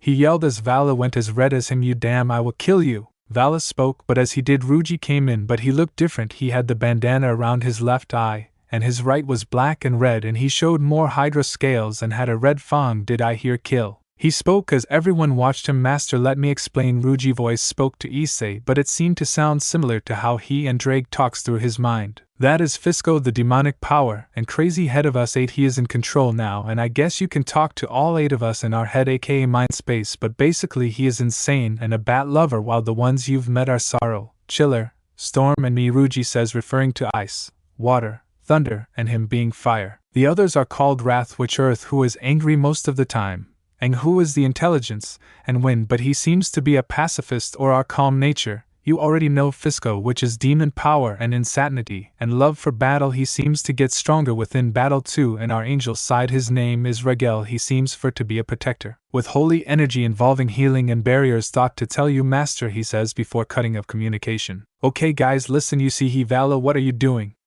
Issei asked as he saw Vala handing Psycho a sword with the two smiling with Alice rubbing her head at what she is seeing giving her a headache. Friend, can I fight you? Issei, can we keep your pawn/master? Can I stay here with this dude? Vala and Psycho said, leaving everyone shocked and not in the way they would like. Great, another battle maniac. Issei, control everyone's, tell us what you were gonna after you get your pieces, darling, Alice said, dragging Vala and COA outside while Issei looked at Psycho. Give Ruji control, you 8 need to get used to taking and sharing control. He ordered, letting out his aura as he knew he had to show who the king is, and he was right as Psycho gave Ruji control and koneko, and Kiba came out of his room after sensing his aura. Okay, good, you 3 are ready, but we have a guest. I know you're here, Zex, Issei said, calming his aura, turning to the kitchen showing Sirzex standing there with a smile. Hello, Issei Grafia, and I wanted to see how you've been, Sirzex said as he smiled, still calm. Well, I'm good, but I know you came here for more than one reason, am I right? Because I have a hunch it was you who took my bishop piece, Issei said as Sirzex looked at him with a serious look. Indeed, Issei, I did, but it was because of a piece swap I decided to do, as leaving Rias with this piece would be a huge mistake. She even tried to go behind my orders and unseal him, but I trust you, Issei, please take care of and train this young boy, Sirzex says, moving aside to show Gasper behind him, leaving koneko and Kiba shocked as they knew him. But Issei walked to the half-vampire and crouched down. Hello, lit one, what may your name be? Issei asked with a calm smile, trying to show the boy he means no harm. I'm Gasper, sir, I'm former bishop of Miss Rias. He spoke nervously as Issei saw his eyes. I see she picked you because of Forbidden Baylor view your gear, but why are you scared? Didn't she train you? He asked as koneko and Kiba looked down and Sirzex looked away. No, sir, I was sealed away. I was no and too dangerous, he spoke, looking down in tears. Issei was shocked by the boy's words. He didn't think Rias was this bad as to not train or even care for the kid. Issei knows what it feels like, and as he looked at him he saw himself when he was a scared, bleed him, and abused child within Gasper, as he has potential to be happy. Thank you, Sirzex, now please go, and Kiba, koneko, Ruji, you as well, but bring Alice in here, he spoke as they left, and Sirzex left with a smile seeing Issei care for Gasper. Sir, what's up? Before Gasper could say anything else, Issei hugged the boy, making sure he was safe. Gasper, you're always allowed to be free, safe and happy. Your life is yours, okay? My name is Issei, and welcome to our team, he spoke as Gasper cried tears of joy, not sadness or fear. They were of joy from hearing this, as he finally was accepted, and somehow he trusted Issei's words much more than he did with Rias' words. As Issei talked to and comforted Gasper, Alice walked inside and noticed the two as she smiled and walked over to them, wanting to know what's going on and see more of Issei's comforting side. Well, I wondered why koneko said you needed me. What's going, and who's this little cutie? She asked as Issei turned to her, no longer hugging him. This is Gasper, our new bishop and holder of Baylor View, Issei said, getting up and introducing the shy child who was behind him. Hello, Miss, Gasper said, still shy, but as soon as he spoke as pushed Issei away and hugged the boy. Aw, he's so cute, you're the most adorable kid Eve ever seen. From now on you're our kid, Alice spoke, holding Gasper close to her chest, still hugging him as Issei watched with his arms crossed. Alice, he is our bishop and his own person, he is not our kid, Issei said, annoyed as Alice looked at him with a smirk on her face, which Issei knew meant he was screwed. Last I checked, he is your bishop and kings take care of pieces like family, and knowing you that is the case, and I am your queen and mate, so basically mother or second in command to all the peers except for the ones you want to have to your harem. And don't deny it, I know Zenobia and Irina and that fine ex-girl like you, and I don't mind sharing, Alice spoke, leaving Issei speechless, as even when he tried to speak he couldn't think of anything to deny what she said. Ugh, fine, but I wanted your help. Could you please get some clothes for Gasper? I don't think it's right for his only outfit to be a school uniform, Issei said, as didn't even care if it was a female one. He just wanted Gasper to be comfortable. But Mr. Issei, it's okay, you don't have to, Gasper spoke, trying not to accept new clothes. But Alice and Issei looked at him. Gasper dear, it's only right that you have more than one wardrobe, and I feel it's the right thing to take care of you, he spoke as Alice left to get clothes. Issei looked around and went to the kitchen getting some things out as Gasper followed him, wondering what he was doing as Issei got everything out, which including things like skillets, pots, potatoes, ham, vegetables, and cheese and milk. Okay, let's see now, where's that knife? He pondered as Gasper watched, but Pinion came in and saw this. Issei, I know you want to help, but let me cook the young boy's soup while you take care of your team outside, Pinion spoke as she saw all the ingredients and realized Issei was making cheesy ham and potato soup with other vegetables. Ah, thanks, Pinion, I completely forgot about everyone, Issei said, running outside while Alice saw this and walked out with him. Oh, BTW Gasper, I left your clothes in the bathroom, rest up, okay, Alice said before she went outside with Issei. POV outside. Everyone was a good bit out in the woods so they don't make a mess of the house or get the faction's attention, and while they were there Vala made Kuroka his queen and Biko his rook for Team Vala he has a team of while Issei has a team of. Damn, where are they? I swear if they are wasting time making out I'ma kill them, Vala spoke, getting tired of waiting while Issei peerage just got there a little bit ago. Oh relax Vala, who knows, maybe you'll be an uncle by the time they show up. Biko spoke, laughed, but he felt a shiver go down his spine while Coa chuckled, not funny dude. He snapped as Coa laughed at his brother-in-arms' actions as he knew the Monkey King's goal was to annoy Vala, and he loved it. Vala, it was a joke Naya, and he got what he wanted. Kuroka spoke, hugging him with a smile as Vala took a minute to think, but when red embarrassed as he realized he fell for Bika's trick to make him mad. As that all went on, a magic circle of fire formed behind everyone, and as it disappeared it showed Issei and Alice standing where it stood. Sorry about the wait guys, had an unexpected delay, Issei said while Vala looked at Issei and Alice and noticed they were calm, so nothing serious must have happened. Yes, so why did you want us here, Issei? Coa asked, interested on what was going on. While I was thinking of explaining a few things to you all involving my peerage, and I thought we train our new power with a ring out random matches, Issei said as everyone was surprised but interested by what he said as they thought they knew all about his team and they also wanted to test out their new pieces and dragon/devil power. Issei explains everything involving Ruji being a Hydra now with a human body, now needing to have the 8 heads learn to share control and swap control, which will be new for them.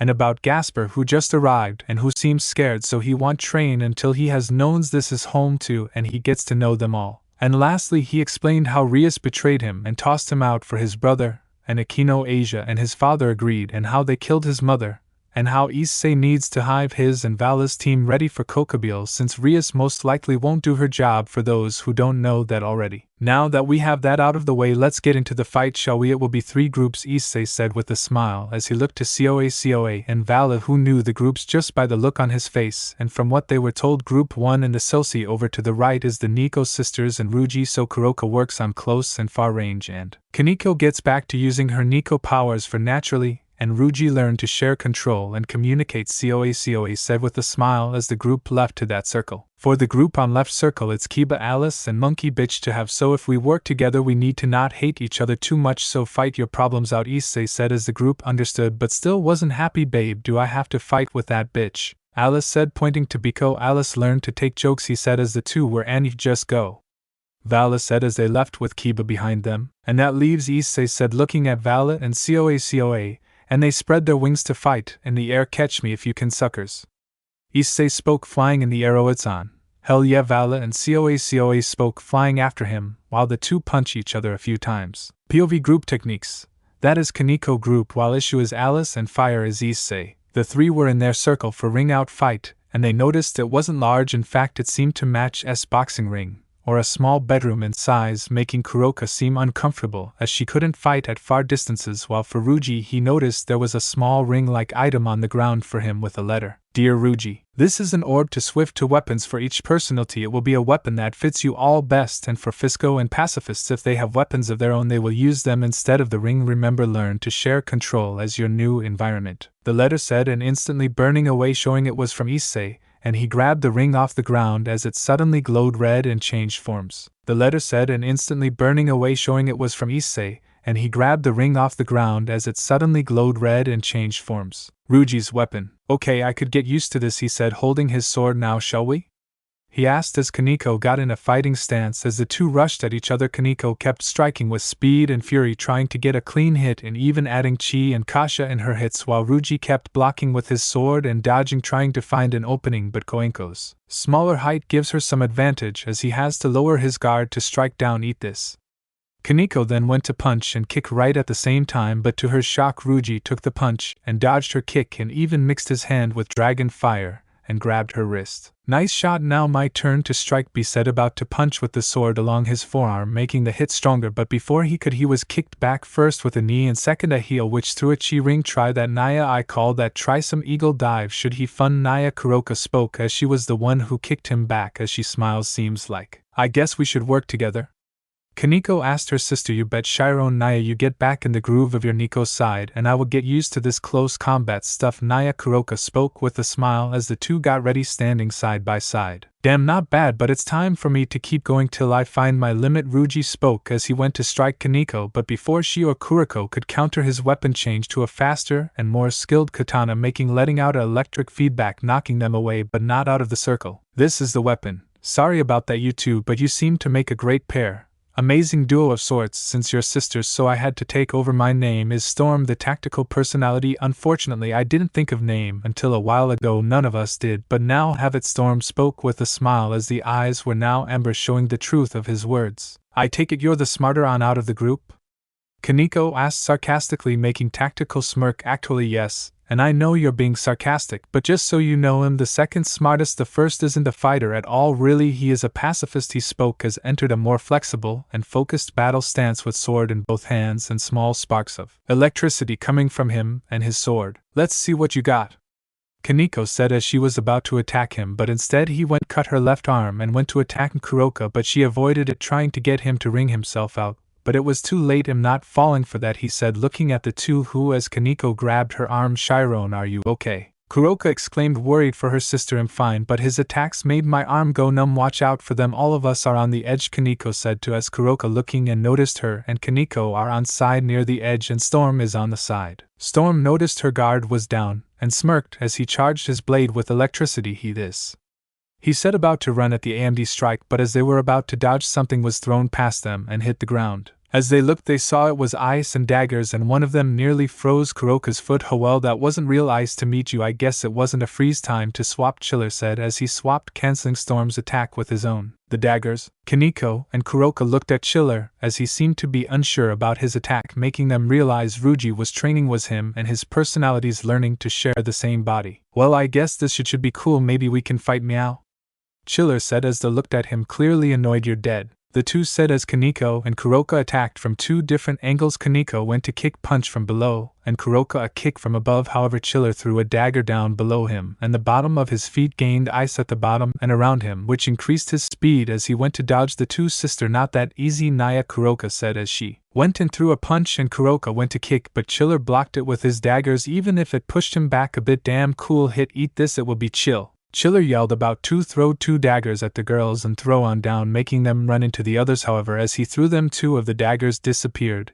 and the main had water come from it as the ground sank. Damn cool hit, eat this, it will be chill, Chiller yelled about to throw two daggers at the girls and throw on down, making them run into the others. However, as he threw them, two of the daggers disappeared, and the main had water come from it as damn, my bow knew it's my only one. The personality spoke, shedding tears as the girls looked at him. Now, so who are we fighting, this weird Naya? Kuroka asked as she looked at the new personality with aqua blue eyes. Hello, my name is Sorrow, Emotion, Sadness, and Personality of Water, and all in it, he says shyly but still bowing. Sounds fun, bring it on, I guess, Koneko said as Sorrow was shaking Afriad, which Kuroka noticed using to her advantage as she went to punch, but he dodged, and he shot an arrow at the ground, turning it into a puddle, and Perineas came out biting he arm and tail. Are you son of bitch, stupid little fish, I'm gonna eat you for dinner, Kuroka says as she crushed the Peoria in her hands as she yanked it off her tail. Bring it, I'm not scared, he said as he shot another arrow at Koneko, but she shot it with her senjutsu, destroying it while Sorrow kept dodging and moving. He was about to shoot another arrow, and as Koneko was about to dodge it, she fell to the ground as rocks hit her, making her and Kuroka look to see the arrow became a brown and green hammer, with a crack like Dane on the top and handle as it seemed like vines, ground, rock, motion, and even the crack seemed amber to make it look like a meteor. God damn, cried Baby couldn't handle the swap and aim his attack right. The new personality spoke and as he stretched and seemed to be more serious. Let me cut to the chase. My name is Wrath, Emotion of Anger and Power of Earth, like wines, boulders, and even meteors if I want. The personality Wrath said with his green eyes and hateful expression. Meow, well bring it, Koneko said, cracking her knuckles and knocking away the rubble as they both smirked. Bring it, Shorty, he said, running as her. Fine with me, Dumbo, she said as she rushed at him with a smirk. Wrath went for a punch, but she dodged and kicked, but he blocked with his hammer and went to attack with it, but Koneko vanished as he swung. The hell, where is she? He said, pissed and annoyed. Behind you, meow, Koneko said as Wrath turned. He saw she was in her cat form on his hammer as Kuroka laughed watching this. Why you try this? he says, about to slam the hammer, but she jumps away and it turns to a golden spear and falls flat. Well, hello, my name's Regel Pleasure, and see ya. This personality with gold and silver eyes says, spreading angel wings made of energy, trying to get the high ground. You know, Chiller gave me a joke idea because when I see your wings I see a cat wanting a bird for dinner. Kuroka says, blasting at him, but suddenly the eyes turn black and red as he gets shot. I hear food bird, yeah. Fisco says, falling to the ground, but gets up and has his nails become sharp. Oh shit, the crazy one. Well, Chiron team up attackin', and before she finished Ruji's eyes went white and gray as the weapon became a Winchim necklace. The neutral one. And Win, sorry about this, but I'm ending it before Psycho goes crazy, he says, snapping his fingers, making a hurricane in the middle of the circle, sending all three of them flying into a tree and swapping back with Ruji. So what happened? He asked as he was below. Two Nico's sisters on the tree. Never gonna talk about Kuroka, said Anid, but never?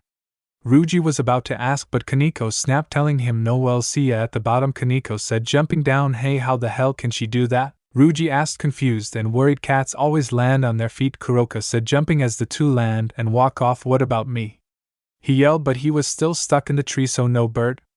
Psycho asked Ruji and the other personalities through the mind space as they groaned. Anid. POV group issue. While Koneko, Kuroka and Ruji were training in their circle, Biko and Alice went their circle while Kiba followed, feeling the tension between the two. He knew this was for them more than him. While they got to their circle, Kiba picked up a letter from Vala and Penium explaining what to do. Dear Kiba, sorry for the inconvenience, but I recommend you being here to use Sword Birth to keep them in the circle so they settle their issues. So these two work together inside is some things that will help open up the wound even more. To talk about it along with a small mic for everyone to hear their talk as we are recording it, thanks to Vala. Also, Issei and Issei have earbuds to listen to the call now. Be safe and thank you. From Penium. Kiba read the letter and understood as Biko and Alice entered the circle and waited, looking at him. So, Blondie, what's your job here?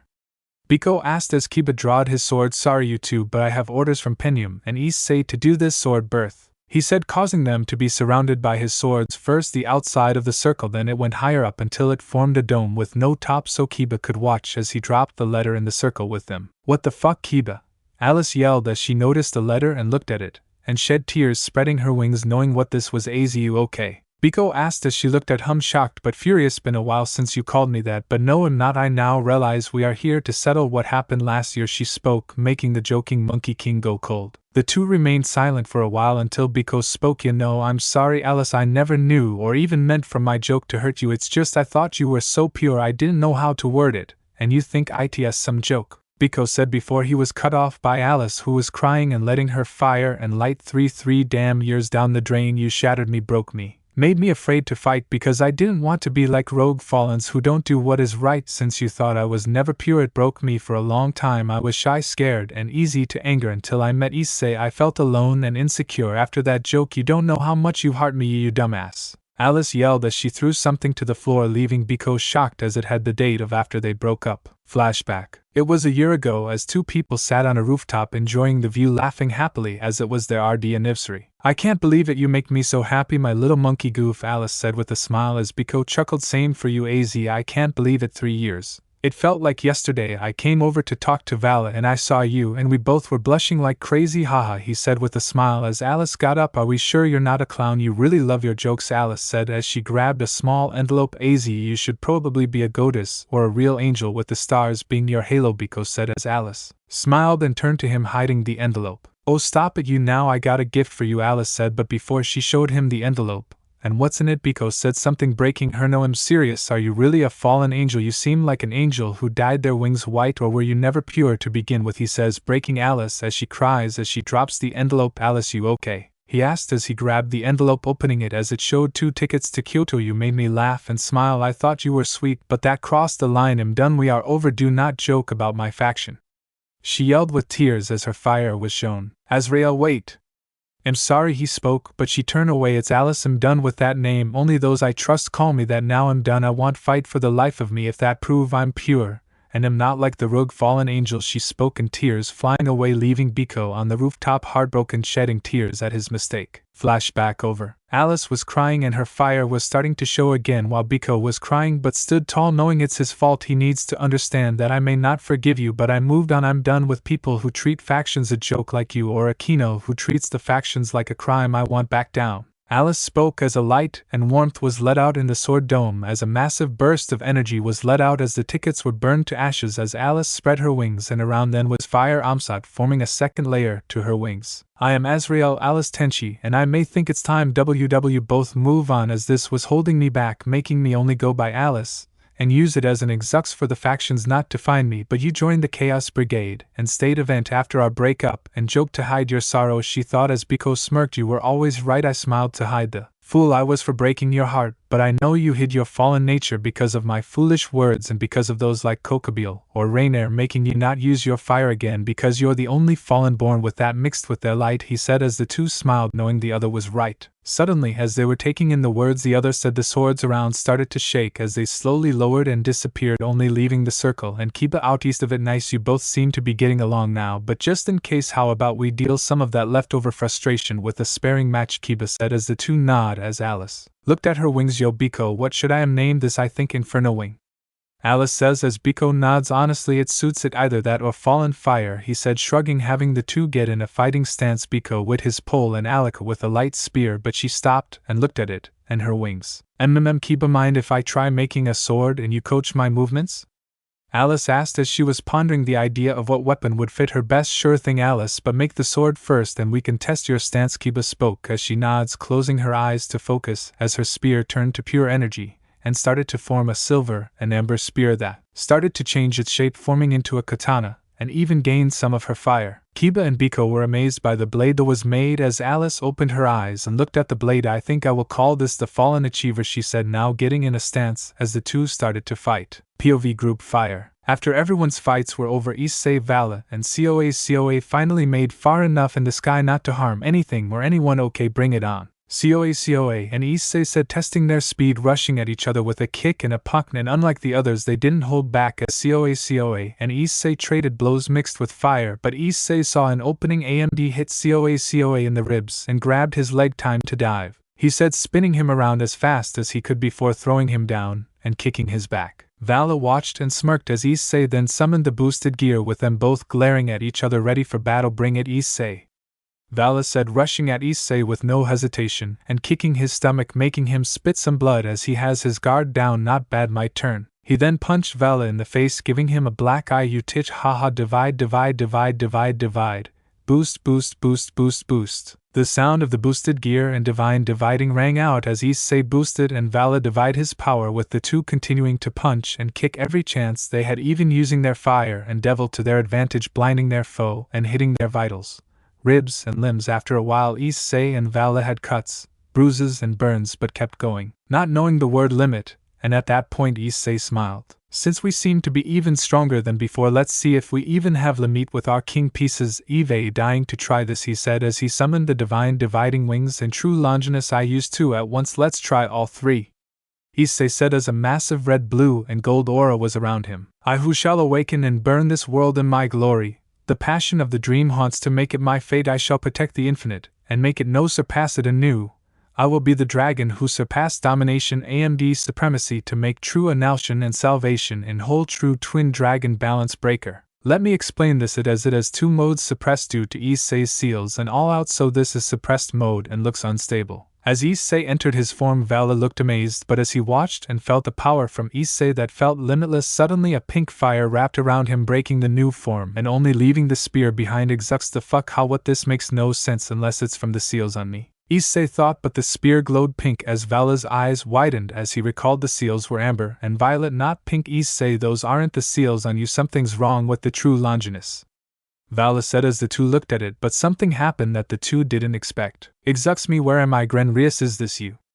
A familiar and calming voice spoke, making Issei cry as Vala looked confused. Mother, I thought I failed to bring you back, Issei said, shocked with confusion, sorrow, and Zhao in his voice. Issei, my dear son, so I wasn't seeing or hearing things. It really is you, and so sorry, my baby. I had to say I hated you. If I didn't, your father would hurt me or Asia like he did you, but Asia never knew this about what he planned, but she does hate you because Grendel's lies, that brat Mickey. spoke as the fire shined brighter. Issei wasn't even shocked, but he was angry that his former father forced his mother to say she hated him at the clubroom before she died. It made him feel sick to his stomach. Let's stop fighting, I need a minute, Issei said, flying down as Vala followed behind him. As they landed to the ground, everyone was waiting with their fights finished, and COA.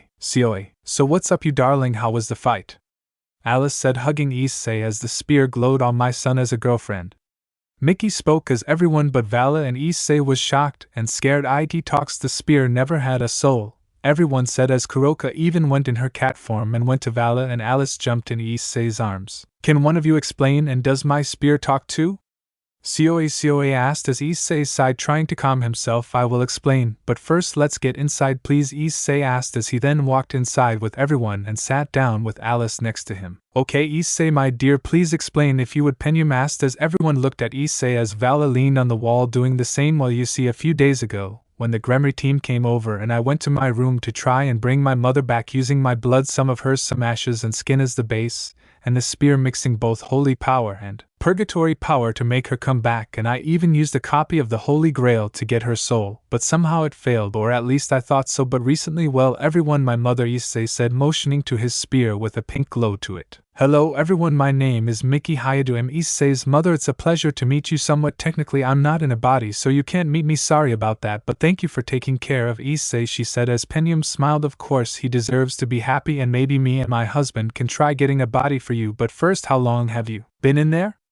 Penyum asked, holding the spear. Let me think, it was right before. Oh yes. The spear suddenly turns black and red with the pink glow. Issei Hydra, we need to talk about what you did. Harm is not the answer to your problems, she yelled as Alice took the spear, while Penyum, Vala, Kuroka, Kiba and Biko looked at him shocked as the others didn't know what Mickey meant by harm. Bro, don't ever do that, okay? We are brothers and rivals, don't think about that, Vala said, walking to Issei with a concerned look. Yeah, sure, we can talk about this later. Besides, I'm the only one has done it, so why does it matter, he said, annoyed as Kuroka sat down next to him. You're not the only one who has done it, Issei. We are the home of the lost. We have each other's back. We all have done it. Some of us just don't show it, Kuroka says with a comforting smile, and looks to COA, who looks away, seeming ashamed about something, while Issei was shocked that they all have done what he did. That's what I told him, Mickey. He only seems to listens to me, Alice said as she calmed down, seeing the tension. I figured, honey, and thank you for watching him. You're so sweet. I'm so glad Issei found a wife like you, she said, making the two blush. Mother, we are boyfriend and girlfriend and mates. Maybe too soon to call ourselves that, Issei said as Alice was still red. Hush dear, let me spend time with my daughter-in-law. If I recall, you view her as a wife, so hush. And Alice, let me tell you about Issei when he was a baby, Mickey said as Issei went red, embarrassed as Alice smiled and ran with the spear. Damn it, fine Alice, just take care. FO Gasper, okay,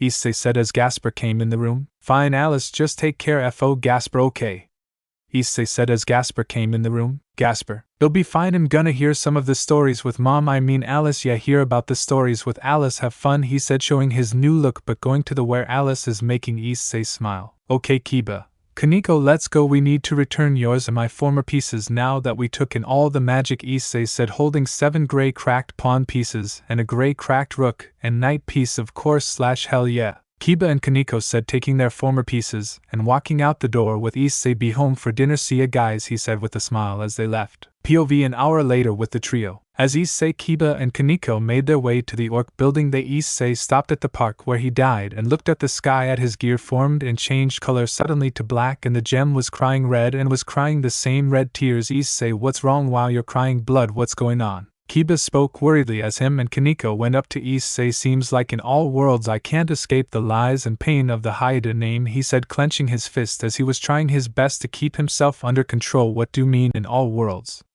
Koneko asked as Issei looked at them. Issei sighed and thought about how to word it. Apparently, there's another world out there, and in it I have a brother named Zalek. The me in that world has been accused of rape by Zalek, and he's being tormented, he said, shocking the two. What the hell? So he's being tortured by his brother like you were? Kiba asked as he couldn't even picture that happening, as Issei just let out a sad chuckle. I'm afraid it's worse than that. Zalek and their sister now beat him up, and the family disowned him after that. He was abused by a supposed juvenile detention, which was really a human trafficking place. He was reduced to the shell of the person he once was. He was raped and abused, he said, having Koneko gasped, and Kiba shocked at all the active's lies, and they are doing and believing it with no regrets. It's sickening. On top of all that, I swear just thinking about it makes me want to kill that bastard. Not only that, but the other me is walking a path of darkness and solitude. He's given up on trying to be a hero, Issei said, sounding a little concerned. So he's a villain?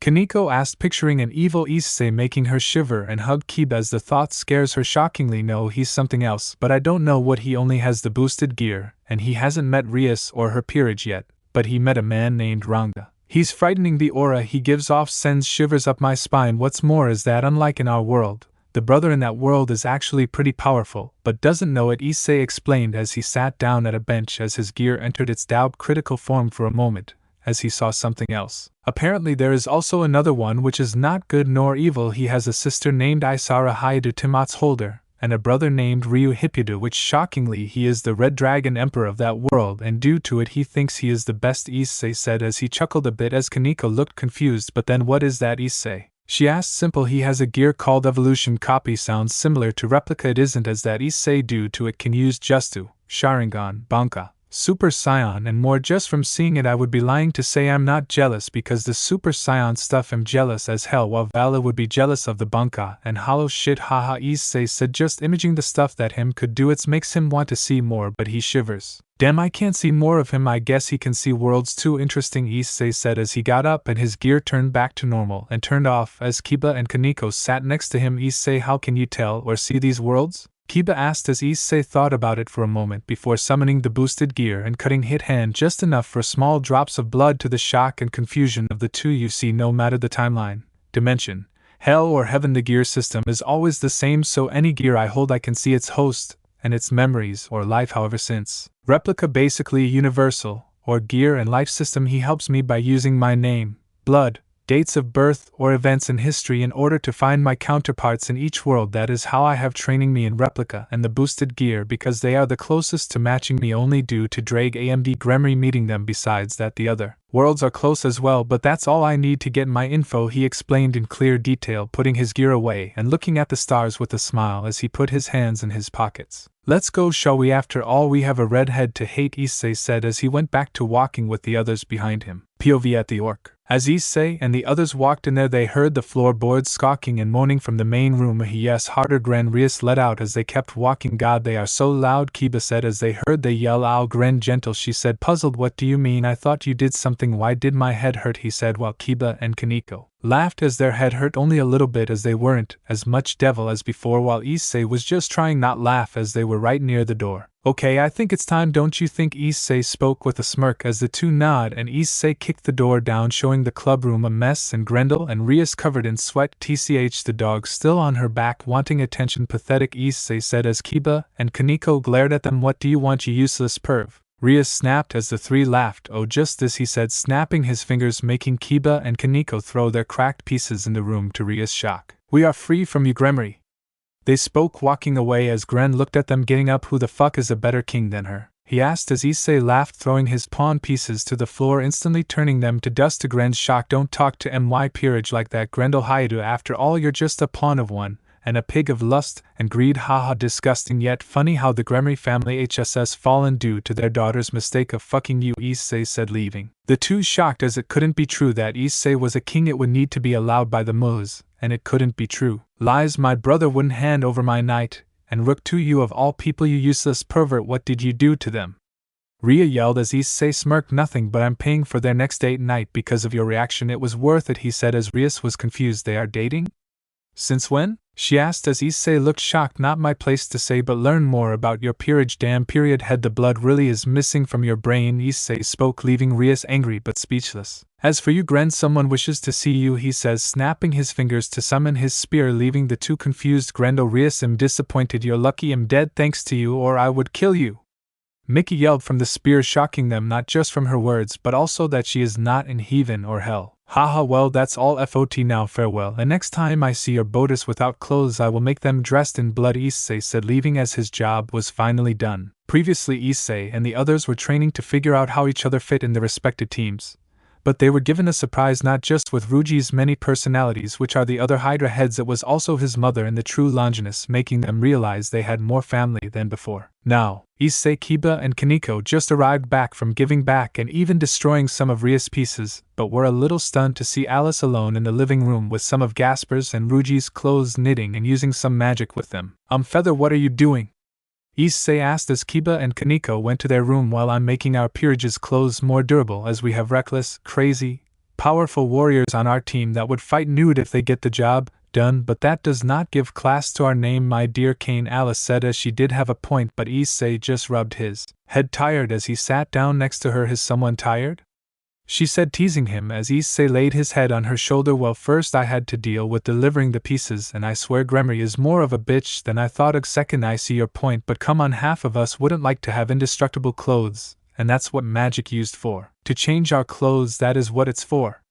Issei said, trying to stop her from doing more work. You have a fair point. How about only Gasper and Ruji's in your battle clothes? Alice said, happy, make it half of Ruji's since Psycho is crazy, and we got a deal, honey, but I'm helping, Issei said as he had Alice's head, but then heard a noise coming from his room. What's that noise?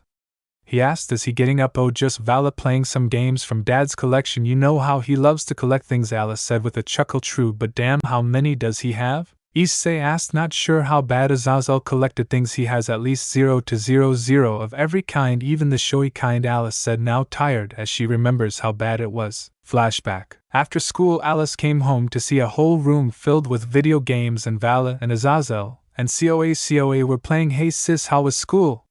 COA said, ha, guards down, eat this fatality time. Vala said as Azazel was laughing, playing Legends of Zelda, which he found relatable, until suddenly all the TVs shut off. Hey, who did that? The guys said as Alice chuckled. Excuse me boys, put all this away or you're grounded and sleeping on the couch, Penium said in a nightgown, still tired, holding the cord as all the boys went pale. Babes/moms/mother? They all said, but Alice went to her mother in the same pose as she was in Us or video games. Behave, or do you need to be tamed? Penium said as Alice chuckled. Flashback over. Issei couldn't help but laugh and imagine that happening to Azazel and the others. Ha ha ha, no wonder he is such a bottom, ha ha ha. Issei said, laughing even harder as Alice couldn't help but chuckled. Ah. Issei and Alice stopped laughing as they heard a scream from their room. That was Gasper. The two said, running to their room only to see Fico using what looked like a fong but in the form of a whip, twirling and striking it at everything, with Gasper in his bat form under the bed and Vala looking puzzled. Ha ha ha, pure destruction, look what I can do. Fico kept yelling and running while Alice went near the bed, and Issei to Vala with a pissed off look, Vala, the fuck did you do this time? Issei yelled, why do you guys always assume it's me? Vala said as Issei pointed to Fico causing destruction by punching and whipping a tree outside. This is for keeping me stuck up high without killing.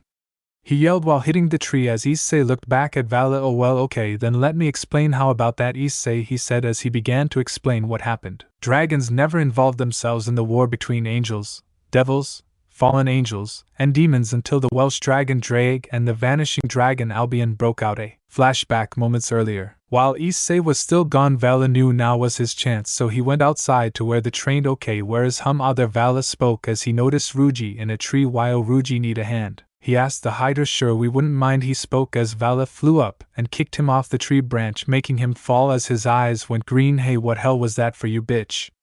Wrath spoke as he slowly got up. Hey, I got you guys down, didn't I? Now come on, I need Fico for something, Vala said as he led him into Issei's room. Unknowingly to him, Gasper was still in the room laying on the bed. Okay, be quiet, Alice is in the living room, Vala says, snapping his fingers, summoning a TV and console. What's this box, is it food?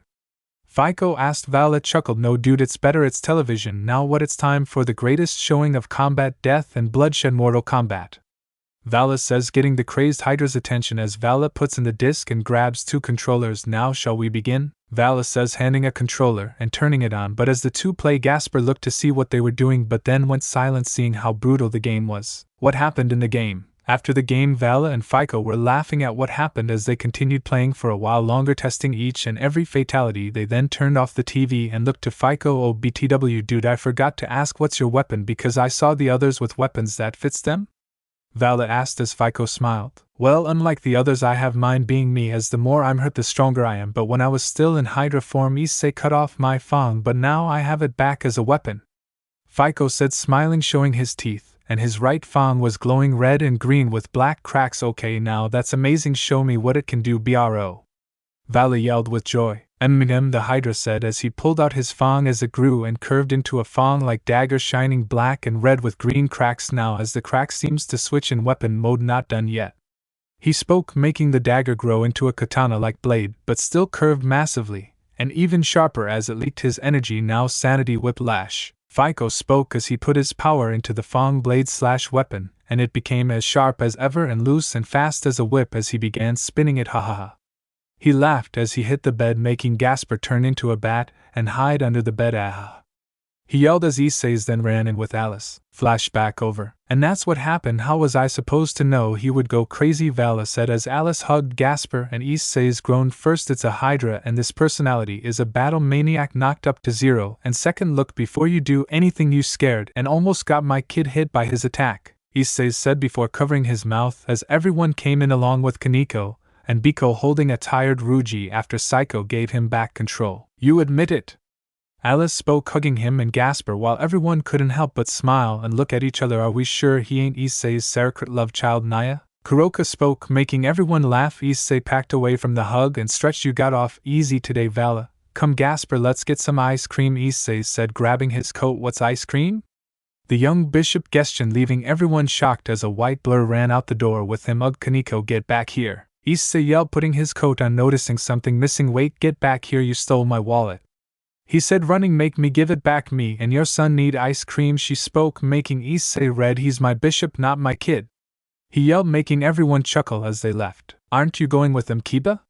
Biko asked as the night went pale. No thank you, I think she made me afraid of sweets for a while, he admitted with a sly smile. Man, how many sweets did she eat with you? COA asked. 5 ice cream dates in 1 week. My stomach and wallet never felt so mixed up, he said as everyone looked at him shocked but trying not to laugh as they knew it was somewhat funny. That's my sister, alright, Naya, Kuroka spoke with a laugh. POV Park. Issei relaxes at the park near the same fountain that started all this, making him think back to it all while he waits for Koneko and Gasper to come back. TCH, things don't change much here, but I guess that's good and bad now. Where are those two? It shouldn't take that long for ice cream, Issei thought with a chuckle before 2 annoying faces had to come over and ruin his mood. What are you doing here, you pervert?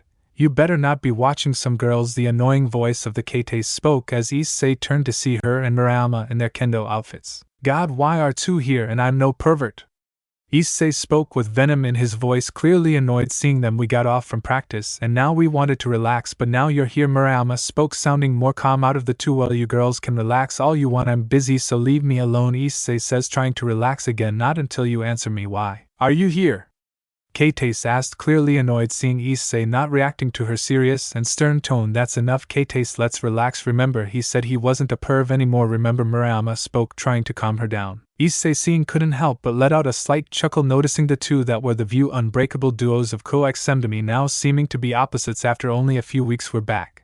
Gasper yelled, running up to Issei with a smile, holding a vanilla and chocolate ice cream cone. Haha, hey bud, what's up? Issei said with a smile as the kendo duo looked over at him confused. Yep, I got him the 2 basic flavors of by the way, here's your wallet, dummy, Koneko says, eating the rest of her ice cream and tossing Issei his wallet as she walks to the group. You know you didn't have to steal my wallet for that, right? Issei asked with a smirk. I know, but it's fun and I don't care, dummy, Koneko spoke with a smile, standing next to Issei. The hell, Koneko, are you crazy? Why are you here? Did this pervert blackmail you? Kate spoke with anger as Murayama stayed silent. No, I'm here for ice cream and relaxation. But now that I'm done, let's go, Gasper, she spoke, waking away with Gasper following behind her. Careful not to eat your ice cream too fast, you don't want a brain freeze, buddy, Issei spoke as they left with Gasper chuckling. Suddenly, as Issei was watching them walk off, he suddenly got slapped in the back of the head, making him turn around to see Kate. The fuck was that for? He yelled as he glared at the duo. That was for blackmailing Koneko, you useless pervert, she yelled as Issei suddenly grabbed her by the collar. For fuck's sake, stop, I didn't force her, I came with her because I was willing to pay for the ice cream, he spoke as Murayama came close. It makes sense, so calm down, Kate. But Issei, who was the kid, if you don't mind me ask? She asked as he let go of Kate and calmed down. As Issei began to think on how to word it behind him, Koneko and Gasper didn't leave but instead hid behind the tree listening to everything. Well, he is basically my adopted son, his name is Gasper, and some would see him like a brother, but I can't help but view him as a son, and I couldn't be happier, Issei said as the two were shocked while behind the tree. Koneko and Gasper smiled and shed some tears hearing the words in Issei's voice full of passion and sincerity. Ah, you mean it? Gasper said, running up to him and hugging him to Issei's shock. Why are you guys still here, and how much did you hear? Issei asked, clearly embarrassed as Koneko smiled, walking to him. We heard everything, numb nuts, no taking it back. Now you're a dad, Koneko said with a chuckle as Issei looked away embarrassed, but still letting Gasper hug him to the young vampire's joy. Koneko, how much did this pig pay for you to go out with him? Kate asked, jolting everyone's attention to her in shock, even Murayama's. The fuck, gross. Both Issei and Koneko said in unison as the two are tired of her trying to imply this stuff. Don't even try imply that again. Me and Issei are just friends. Damn, I view as a big brother even, and besides we both are already taken. Koneko shouted in anger. Yeah right, you I believe, but the pervert I can't believe, ha, she said as she suddenly was then slapped, knocking her to the floor. Who the hell? Kate looked to see who it was, only to be shocked to see it was Murayama who slapped her. Stop this, Kate, he said. He isn't a perv, and he has gone through enough. Grow the fuck up already. Has he done anything for the past few weeks? No, not at all, so stop. Murayama spoke, shocking issue as he remembered she wasn't fond of him, but as he thinks about it, mostly Kate and the rest of the kendo club beat him more than her. Well, thanks Murayama, see ya tomorrow at school. Let's go, Gasper, Issei says, walking with Gasoer and Koneko as Kate got up saying something, signing her death warrant. At least I didn't kill my own mother. She spoke as Issei stopped with Gasper and Koneko looking at him with the entire park suddenly getting a chill as Issei turned to her. His eyes were blue and emerald with amber red fire for pupils. What did you say, you stick using sorry excuse of a whack-a-mole period sperm hair daddy issues knock brat? Issei spoke with venom and malice, standing in front of her with his aura for those who can see it being the form of two dragons and a void of fire, while his eyes for those who can't see magic or aura showed the same effect just from the intimidation alone. Talk about my mother again, and I will end your life with that kendo stick you love so much. After all, I wasn't the one who killed her, so don't even try thinking I did, Issei said, walking off with the others, leaving the kendo duo shocked and viewing each other as opposites. POV Tenchi House. After the encounter they had with the kendo duo, they chose to go straight home. While Gasper was puzzled about what happened, Koneko could see Issei was trying to stay calm and not do anything to trigger the juggernaut drive. Damn, even how much I've grown my anger. And these dumb past hosts don't know how to let things go. I just need to calm down and relax, Issei said as he opened the door to the house and saw something he never thought he would see that made him chuckle but also hold his head in annoyance. My gun! / no, my yatch, my kill! Fico and Vala yelled as Issei walked into the crazy as he and Gasper sat next to Alice, who had a book she was reading while looking interested yet tired at the same time, while Koneko went to Kiba to rest. First, what you reading? Second, why are they fighting? And third, why is Fico yelling yatch? Issei asked as Alice could only chuckle as she looked at him. First, it's a Fico dictionary, or a mini one-ing, and Regel gave it to me to keep track of at least 00 of the words Fico says, Alice says, referring to the angel and pacifist personality, making Issei grow interested. Well damn, what's yatch then? He asked as Alice looked through the book and turned to page 7. It means gun or bazooka, she said as Gasper took the book and began to read. Just don't break it, dear, Alice said with a smile as Gasper only nodded and went to Kiba and Koneko to read it. He seems silent, what's up with him? Coa asked, walking over to them as Issei let out a groan of annoyance. There was an incident at the park and the kendo duo Murayama and Kate got me mad, making me almost use the drive because I didn't control my anger, so I think I scared him, Issei explained, looking down as he felt to blame for Gasper's sudden silence, but he felt a hand on his shoulder. Honey, look at him, he had no fear in his eyes towards you. Don't blame yourself, he probably was just tried and probably was still afraid of Fico. Remember, he did go crazy with his blade and whip, Alice reminded him with a smile. As Issei was about to say what happened with the kendo girls, suddenly a red and silver blast was fired, making him, Alice, and Coa dodge as it shot through the door, and a few trees leaving burnt marks and demonic cracks, not to mention a large hole in the middle of the door, and a few trees. What the fuck? Coa, and Issei yelled, shocked at the blast but also kinda excited. They all turned to see the gun. Fico and Vala fought over smoking, and the two holding the trigger. See, Doombringer 000 could blast a hole through those trees, thus I say it's still mine, I keep it, Vala said with a smirk as Fico growled, no, you said 5 trees and only 4 have holes, nice try, so mine, Fico smoke as they fought again as Issei went to the two. Vala, how the fuck did you buy a gun when Alice and Azazel's money is how you buy your stuff? Issei asked, trying to figure everything out. One word, devil black market, Vala said as COA, and Alice groaned and Issei looked shocked. Not again. The two spoke while Issei didn't notice what COA and Alice said but more focused on Vala. First, that's 3 words, and second, there's a black market for devils in hell? Issei asked as Vala smiled. Yep, for illegal weapons made from the energy of the original devil kings and the 7 sins, and all it takes at a high class or higher, devil's organs or body parts. Sometimes it's same day shipping if the organ is fresh enough, Vala explained while pulling up the app on his phone, giving it to Issei. Issei grabbed the phone and looked at the app labeled Devil Sin Market along with scrolling through what all you can buy. It's either daggers made from melted down weapons and bodies from the Great War, angel twin daggers and boomerangs made from either fallen angel or angel feather, and the bones and blood of angels and devils, and the list kept going. But Issei saw the most popular item, Doomerbringer 000, which looked a lot like that gun they had been fighting over. Vala, tell me, whose heart did you use for this? Issei asked as Vala's and coat COA went pale. Some blonde Phoenix guy, but in all fairness COA cut off his fingers for the custom exchange part of the market, and made fire daggers, Vala said as Chow Chow looked at him shocked as everyone else laughed. How dare you, I used those daggers, well unlike you and Doombringer. He yelled back, how dare, my Doomy is perfect, he said as Issei only looked shocked but formed a smile on his mischievous grin on his face. You took Riser's heart and limbs that he regenerated. Valis, load up a purchase, I'll be back in 5 minutes.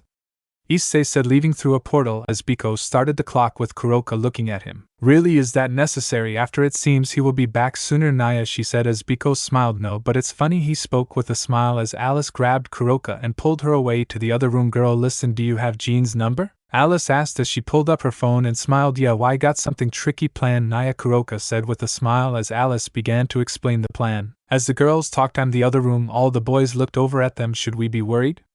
Vala asked as almost all the guys spoke yes. All the boys said at once, while as they did, Fiko grabbed the gun. Haha, you were open my YECH now.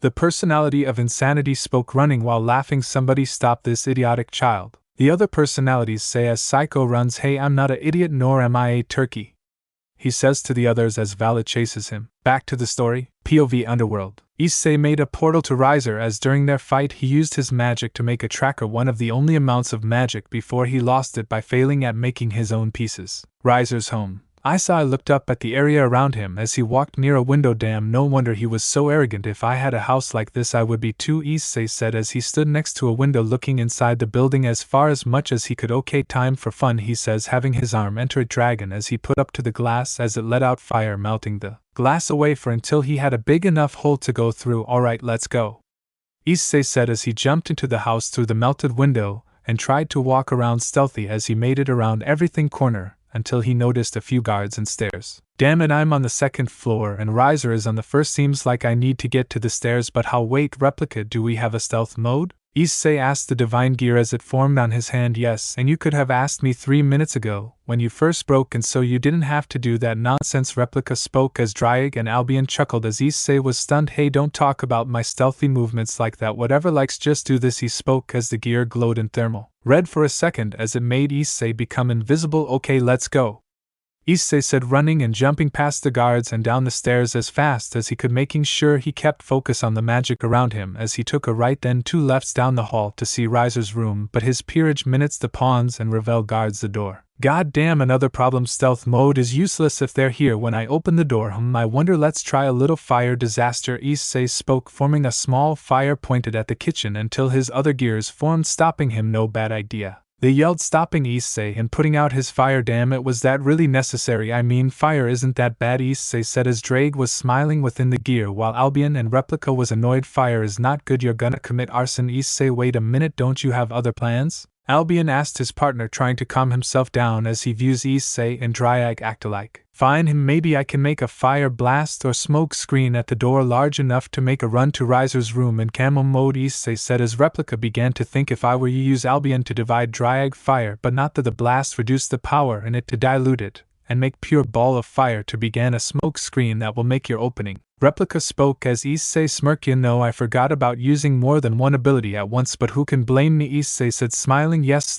indeed I can, you're an idiot, Replica, Dryag and Albion said as to Issei, involving his thinking of merging their abilities. Okay, I get, but to be fair, I used our abilities merged at least 7 if we include the timely trained with Ophis, but we agreed not to talk about the time I mixed the spear and the divine dividing to make a holy dragon wings that made me a living lightning rod, Issei said as the others chuckled, thinking back to that moment Issei nearly made the spear be his spine died to him crashing on the ground. Issei turned the corner and readied a small sphere of fire, as Albion was dividing its power but not its size or heat. Now he fireball. Issei and Dryag yelled as it blasted the door, making nothing but smoke around the area, leaving his peerage that was present coughing. Now's our chance, Issei said as he ran into Riser's room before making a not fireball into the kitchen, causing his peerage to go there to make sure there are no intruders. Issei looks around the room to see it a mess with trays and books everywhere. Reference to high school OVA of Issei bringing back Riser's courage, as we know he is still afraid of Issei for now. Damn, Ryder's room is a mess and everyone says Valis is bad when his sword fly everywhere or his guns, Issei said as something moved from the covers getting his attention. Isabella, I don't want anyone here. Why did you enter if I can ask? The voice of Riser Phoenix spoke somewhat empty. I'm not your room, Riser, I'm someone you should remember. Boost, Issei said as he hid his other gears and turned off camo mode, showing only the boosted gear as it rang out with power. The sudden booming voice of the boosted gear made Riser jump up and turn around slowly, only for him to calm down. Size scared me for a minute. You look nothing like the security I know. Nice try. Who are you? Riser asked as Issei could only chuckle as he doesn't blame Riser. Of course he wouldn't recognize him after he became a dragon, and he is in his suppressed form. On top of all that, I may look different, fried chicken, but I know you after all. All deaths in a raiding game are considered accidents anyway, right, Riser? Issei said, shocking Riser as Issei stepped closer. Hyda, how are you here? Riser spoke scared as Issei stood right in front of him, mere inches away from him. Hey Riser, don't worry, I just need to borrow something, he said with a smile. What did you need? Riser spoke before falling to the floor bleeding and slowly able to heal as he looked up to see Issei holding his heart. Don't worry, I don't hate, in fact you being a bother to Rias, and her making me a pawn actually showed me who my true friends and family was, and that ain't her, Issei said, walking off, but stopped at the door and turned around and, grow up Riser, I lost so many times and was beat, abused and blamed, and yet every defeat I got back up and got stronger. I proved that when I fought you, so get up, show them all what a Phoenix is, damn you, and next time we will fight at full power, either of us holding back, Issei said, leaving with a smile on his face. POV back at the Tenchi house. Everyone was planning what to do for Kokable when a portal formed as Issei stepped out, making Biko chuckle. Haha, minutes on dot, he spoke, stopping the clock. Vela, seeing Issei back, opened a magic circle, placing the order. Okay, let's see, heart fresh, around 5 minutes. From Phoenix Devil, purchase Doom Brinji 000, send, Vela said, sending the information, and instantly Vela got a message for same-day delivery. Okay, should be here, and he said as Issei walked over to him. 3 minutes, really, that's As Issei spoke, he was hit with a box, knocking him to the floor as his package arrived, showing a small portal with a goblin delivering it. Are you Gwel? The goblin spoke in a language Issei and most in the house didn't understand. Thanks, Jerry, Vala said, apparently understanding him. The heart the goblin named Jerry asked as Vala looked over to Issei, grabbing the heart, throwing it to Jerry as he left. Was that really a goblin who threw this package at me? Issei asked, getting up, looking at Vala, who seemed annoyed. We are dragon devils and goblins guessed eye on you? He spoke as Issei was silent, and got up to his room to modify the weapon. It will probably take him around 0 minutes depending on how much the kiddo wants to modify it. Azazel spoke, walking in from his room with a smile, seeing how focused Issei is. A few moments later, Alice got up and walked towards her room, confusing everyone present. Where are you going, sis? Coa asked as Alice turned to them with a mischievous smile. Oh, just taking care of my feather collection, she said as all boys to the exception of Kiba and Gasper froze to the word feather, while all the girls except Koneko chuckled as she went to her room with a sewing kit. After a few moments, Kiba was the one who broke the silence. So what should we do about the Kokable problem? I feel because I don't think Rias will do anything, or at least not in time, especially due to how weak her team is. Kiba spoke, giving a good guess Tion, as he isn't wrong about any of this. Don't forget about the sword wielders, they may be strong, but not strong enough for him. Koneko spoke as Kuroka turned to her. Dear Chiron, I know what you mean, but I also feel someone is here with much stronger holy swords than them. It must be Kokable's accomplice. Kuroka spoke, feeling annoyed by this whole mess. Most likely a stray exercit, and maybe one you met in the past. Who knows Ko's layout? Everyone turned to see Ruji speaking, but with silver eyes, showing it was the knowledge of them all. As they spoke, Issei walked out of his room with the gun. What did I miss? He asked as the others just looked at the gun. What did I miss? He asked as the others just looked at the gun. Top one is Valis and bottom is Fico. Oh these yep Vala, I borrowed yours for the base design for modification from what the Golban gave us, Issei says, throwing the guns to Vala and Aang. I call yours the Shock Blaze Insanity 000 model, it's for Ruji's Storm and Psycho, Issei explained as he walked back to his room for some sleep while the others got ready for dinner. POV next day at Co-Academy. At Co-Academy, all the students kept whispering, talking about some new students entering while Issei and Alice walked meeting Vala and COA. Yo guys, what's up? Vala asked as he saw Ruji in a standard school uniform with the normal white shirt and black OK pants and shoes and even his own red and black shirt underneath to match his style, along with 2 pairs of leather brown fingerless gloves and a pair of glasses. So this is school, not bad, I guess I'll tactical take control master so I can watch over the 5, Ruji said as his eye turned from red to amber, giving away control. Okay someone, what the fuck is going on?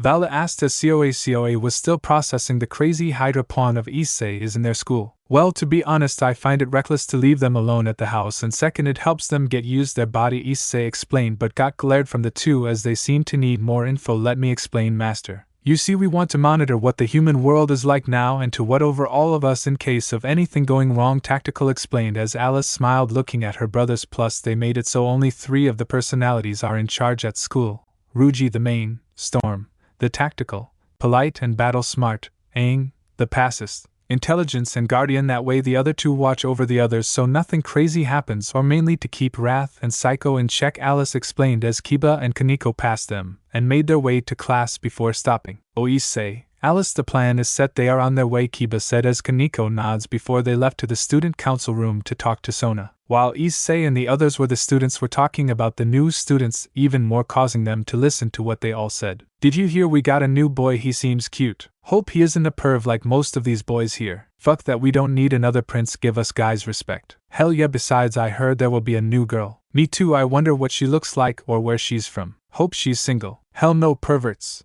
We also are getting a student teacher to help assist our classes. Wonder who they will be. As the whispers kept going, Alice and Issei couldn't help but chuckle, seeming to know who everyone was whispering about, leaving Ruji, Vala, and COA confused. What's going on, and why do you 2 seem Vala, and why? As Vala spoke, he was jumped on from behind by Kuroka, shocking him. Kuroka, what are you? As he spoke, he covered his nose as he began to bleed, as Kuroka wore blue high heels, a dark green short skirt, and a dark blue button-up shirt. However, it was still showing off her chest as it was clearly just her size. What are you wearing? Vala asked, blushing like a tomato. Oh, I'm your student teacher, don't worry master, I won't embarrass Naya. Kuroka spoke, winking while COA laughed. Oh COA, don't laugh yet, you're next, Issei said, making the blue-haired spear user god pale. What is that supposed to COAKUN? As COA was about to speak, he turned to see a woman with long blonde hair and beautiful blue eyes. She wore a cross necklace, but of course it was a fake cross, as if she knew COA joined a team. Along with that, she wore a normal co-uniform, but with the orange and blue shirt under the white jacket-like shirt, and she also wore tight blue leggings along with the skirt, making COA go red and nose bleed like Vala. Jean, what are you doing here, and in that outfit? I thought you and Hercules still had a mission, he spoke as the girl chuckled. Nope, silly, I finished the mission early and joined your class at a. Jean spoke with a smile as the 2 boys turned to Issei, angry. Alice, can you do this? Issei asked, nervous as Alice chuckled. Nope, since you brought Ruji, I won the bet, which means you got to tell them our plan while I get him his schedule. Come on. Oh, by the way, why do you need glasses besides the disguise?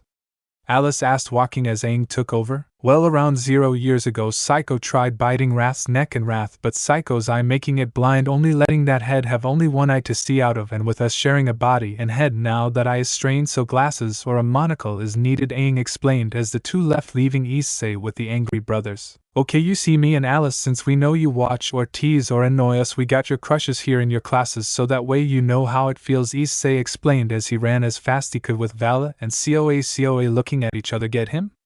Get him! They both said, running at him, but Vala was stuck as Kuroka held him. Ugh, fuck you Kuroka, let go, Vala said as Kuroka smirked. Oh, in front of everyone here, nay Naya dear Vala, Kuroka said as Vala went red and broke free from her grub and ran the other way, trying to cut Issei off as the 2 girls chuckled. While this happened, the orc was watching this, and were left enraged and shocked that not only Issei seemed to be close to the new students, which Rias viewed as getting in her way because she wanted to see if 1 or 2 of them would join her peerage, while Grendel and Aquino were upset as they seemed to either notice something off about them, but Also, Green wanted to claim those 2 new girls, while Akino wanted to talk to that new boy and see if she could get him to join her. After all, Rias claimed Gren even if they shared him, but she wanted her own toy to claim. However, as they saw this, Rias noticed something. Damn him, Akino, call my brother now. Rias spoke in anger but with a smile as they turned to her. Why is something wrong, Rias-san? Asia asked. She never heard Rias actually want to mention her brother, that person that was next to that Vala kid. It's Kuroka. Rias spoke, shocking Akino while confusion. The other 2, who is Kuroka? Gren asked. She is an SS class stray devil who killed her master. She is also Kaneko's sister, Akino explained, making the 2 shocked by the fact Kaneko had a sister, let alone her being a stray of that high of a rank. I bet Kaneko doesn't know. Maybe if we tell her that Issei knows, we can use her to give us information as our double agent. Rias spoke, thinking she had a plan set for proving she is better than Issei. However, her ego is her own downfall. That's all for now, Dragon Army, and next time we deal with the class and Kokobile versus them. Enjoy the army. Now, before I say the harems, let me explain this story. Dragons can have many mates, as we know, but for this some of the mates will be shared or just one person's, while I explain whose. Now, before I say the harems, let me explain this story. Dragons can have many mates, as we know, but for this some of the mates will be shared or just one person's, while I explain whose. Graphia, shared by Issei and Surzex, as Surzex knows Issei likes her, and he views Issei as a brother, and he doesn't mind. Plus, Graphia will never love either of them more than the other, thus she is fine with both of them. Murayama, member of the Kendo Club, no longer believes in lies of the assembly that Grendel has spread due to her knowing Issei would never kill family, and if he did he would have killed them when it came to the Kendo team beating him, but instead he didn't. She is forgiven, and now is a member of Issei harem, being by his side and protecting him from all those in coexitomy, the humans at least, and she was given a place as Valis pawn of 2 pieces. She is forgiven and now is a member of Issei harem, being by his side and protecting him from all those in coexitomy, the humans at least, and she was given a place as Valis pawn of 2 pieces. Ruji's ex-girlfriend, now a fallen angel and soon to be a member of Valis peerage as a bishop, Alice legal master and godmother. She was brought to the Grigor because her world has no hell, only a spirit world, and she trained Alice to master her fire power, as she has fire as well. Anyway, let's get to his description. Warrior unknown, personality many. Goal is to keep the peace in the factions and his master's family safe. Evil peace unknown, however it is mutation scared gear. Unknown. You thought I would give you info? Nope, this guy is a mystery until we reach seasons part DXD in my story. You thought I would give you info? Nope, this guy is a mystery until we reach seasons part DXD in my story. Jean, user of Blade Blacksmith and part of Team COA of the hero faction until his team joined with Valis. She likes COA. She will not join a peerage, but join the Angels Irina to fit her gear and heritage, but thanks to Issei she will become a free angel similar to free devils, but free angels cannot fall. She will not join a peerage but join the Angels Irina to fit her gear and heritage, but thanks to Issei she will become a free angel similar to free devils, but free angels cannot fall. Rossweiss, Valkyrie, and always alongside Odin to protect him if need be, as her job implies so. However, at the Peach meeting in Hell during spring break this will happen. Thanks for watching this video. You really enjoy this video. Like, subscribe, and comment down below, and turn on that bell notification. Don't forget to support and follow our RUINEDDRAGONARMY for writing that awesome fanfic, and also make sure to comment on this story, link in the description. See you in the next video. Goodbye.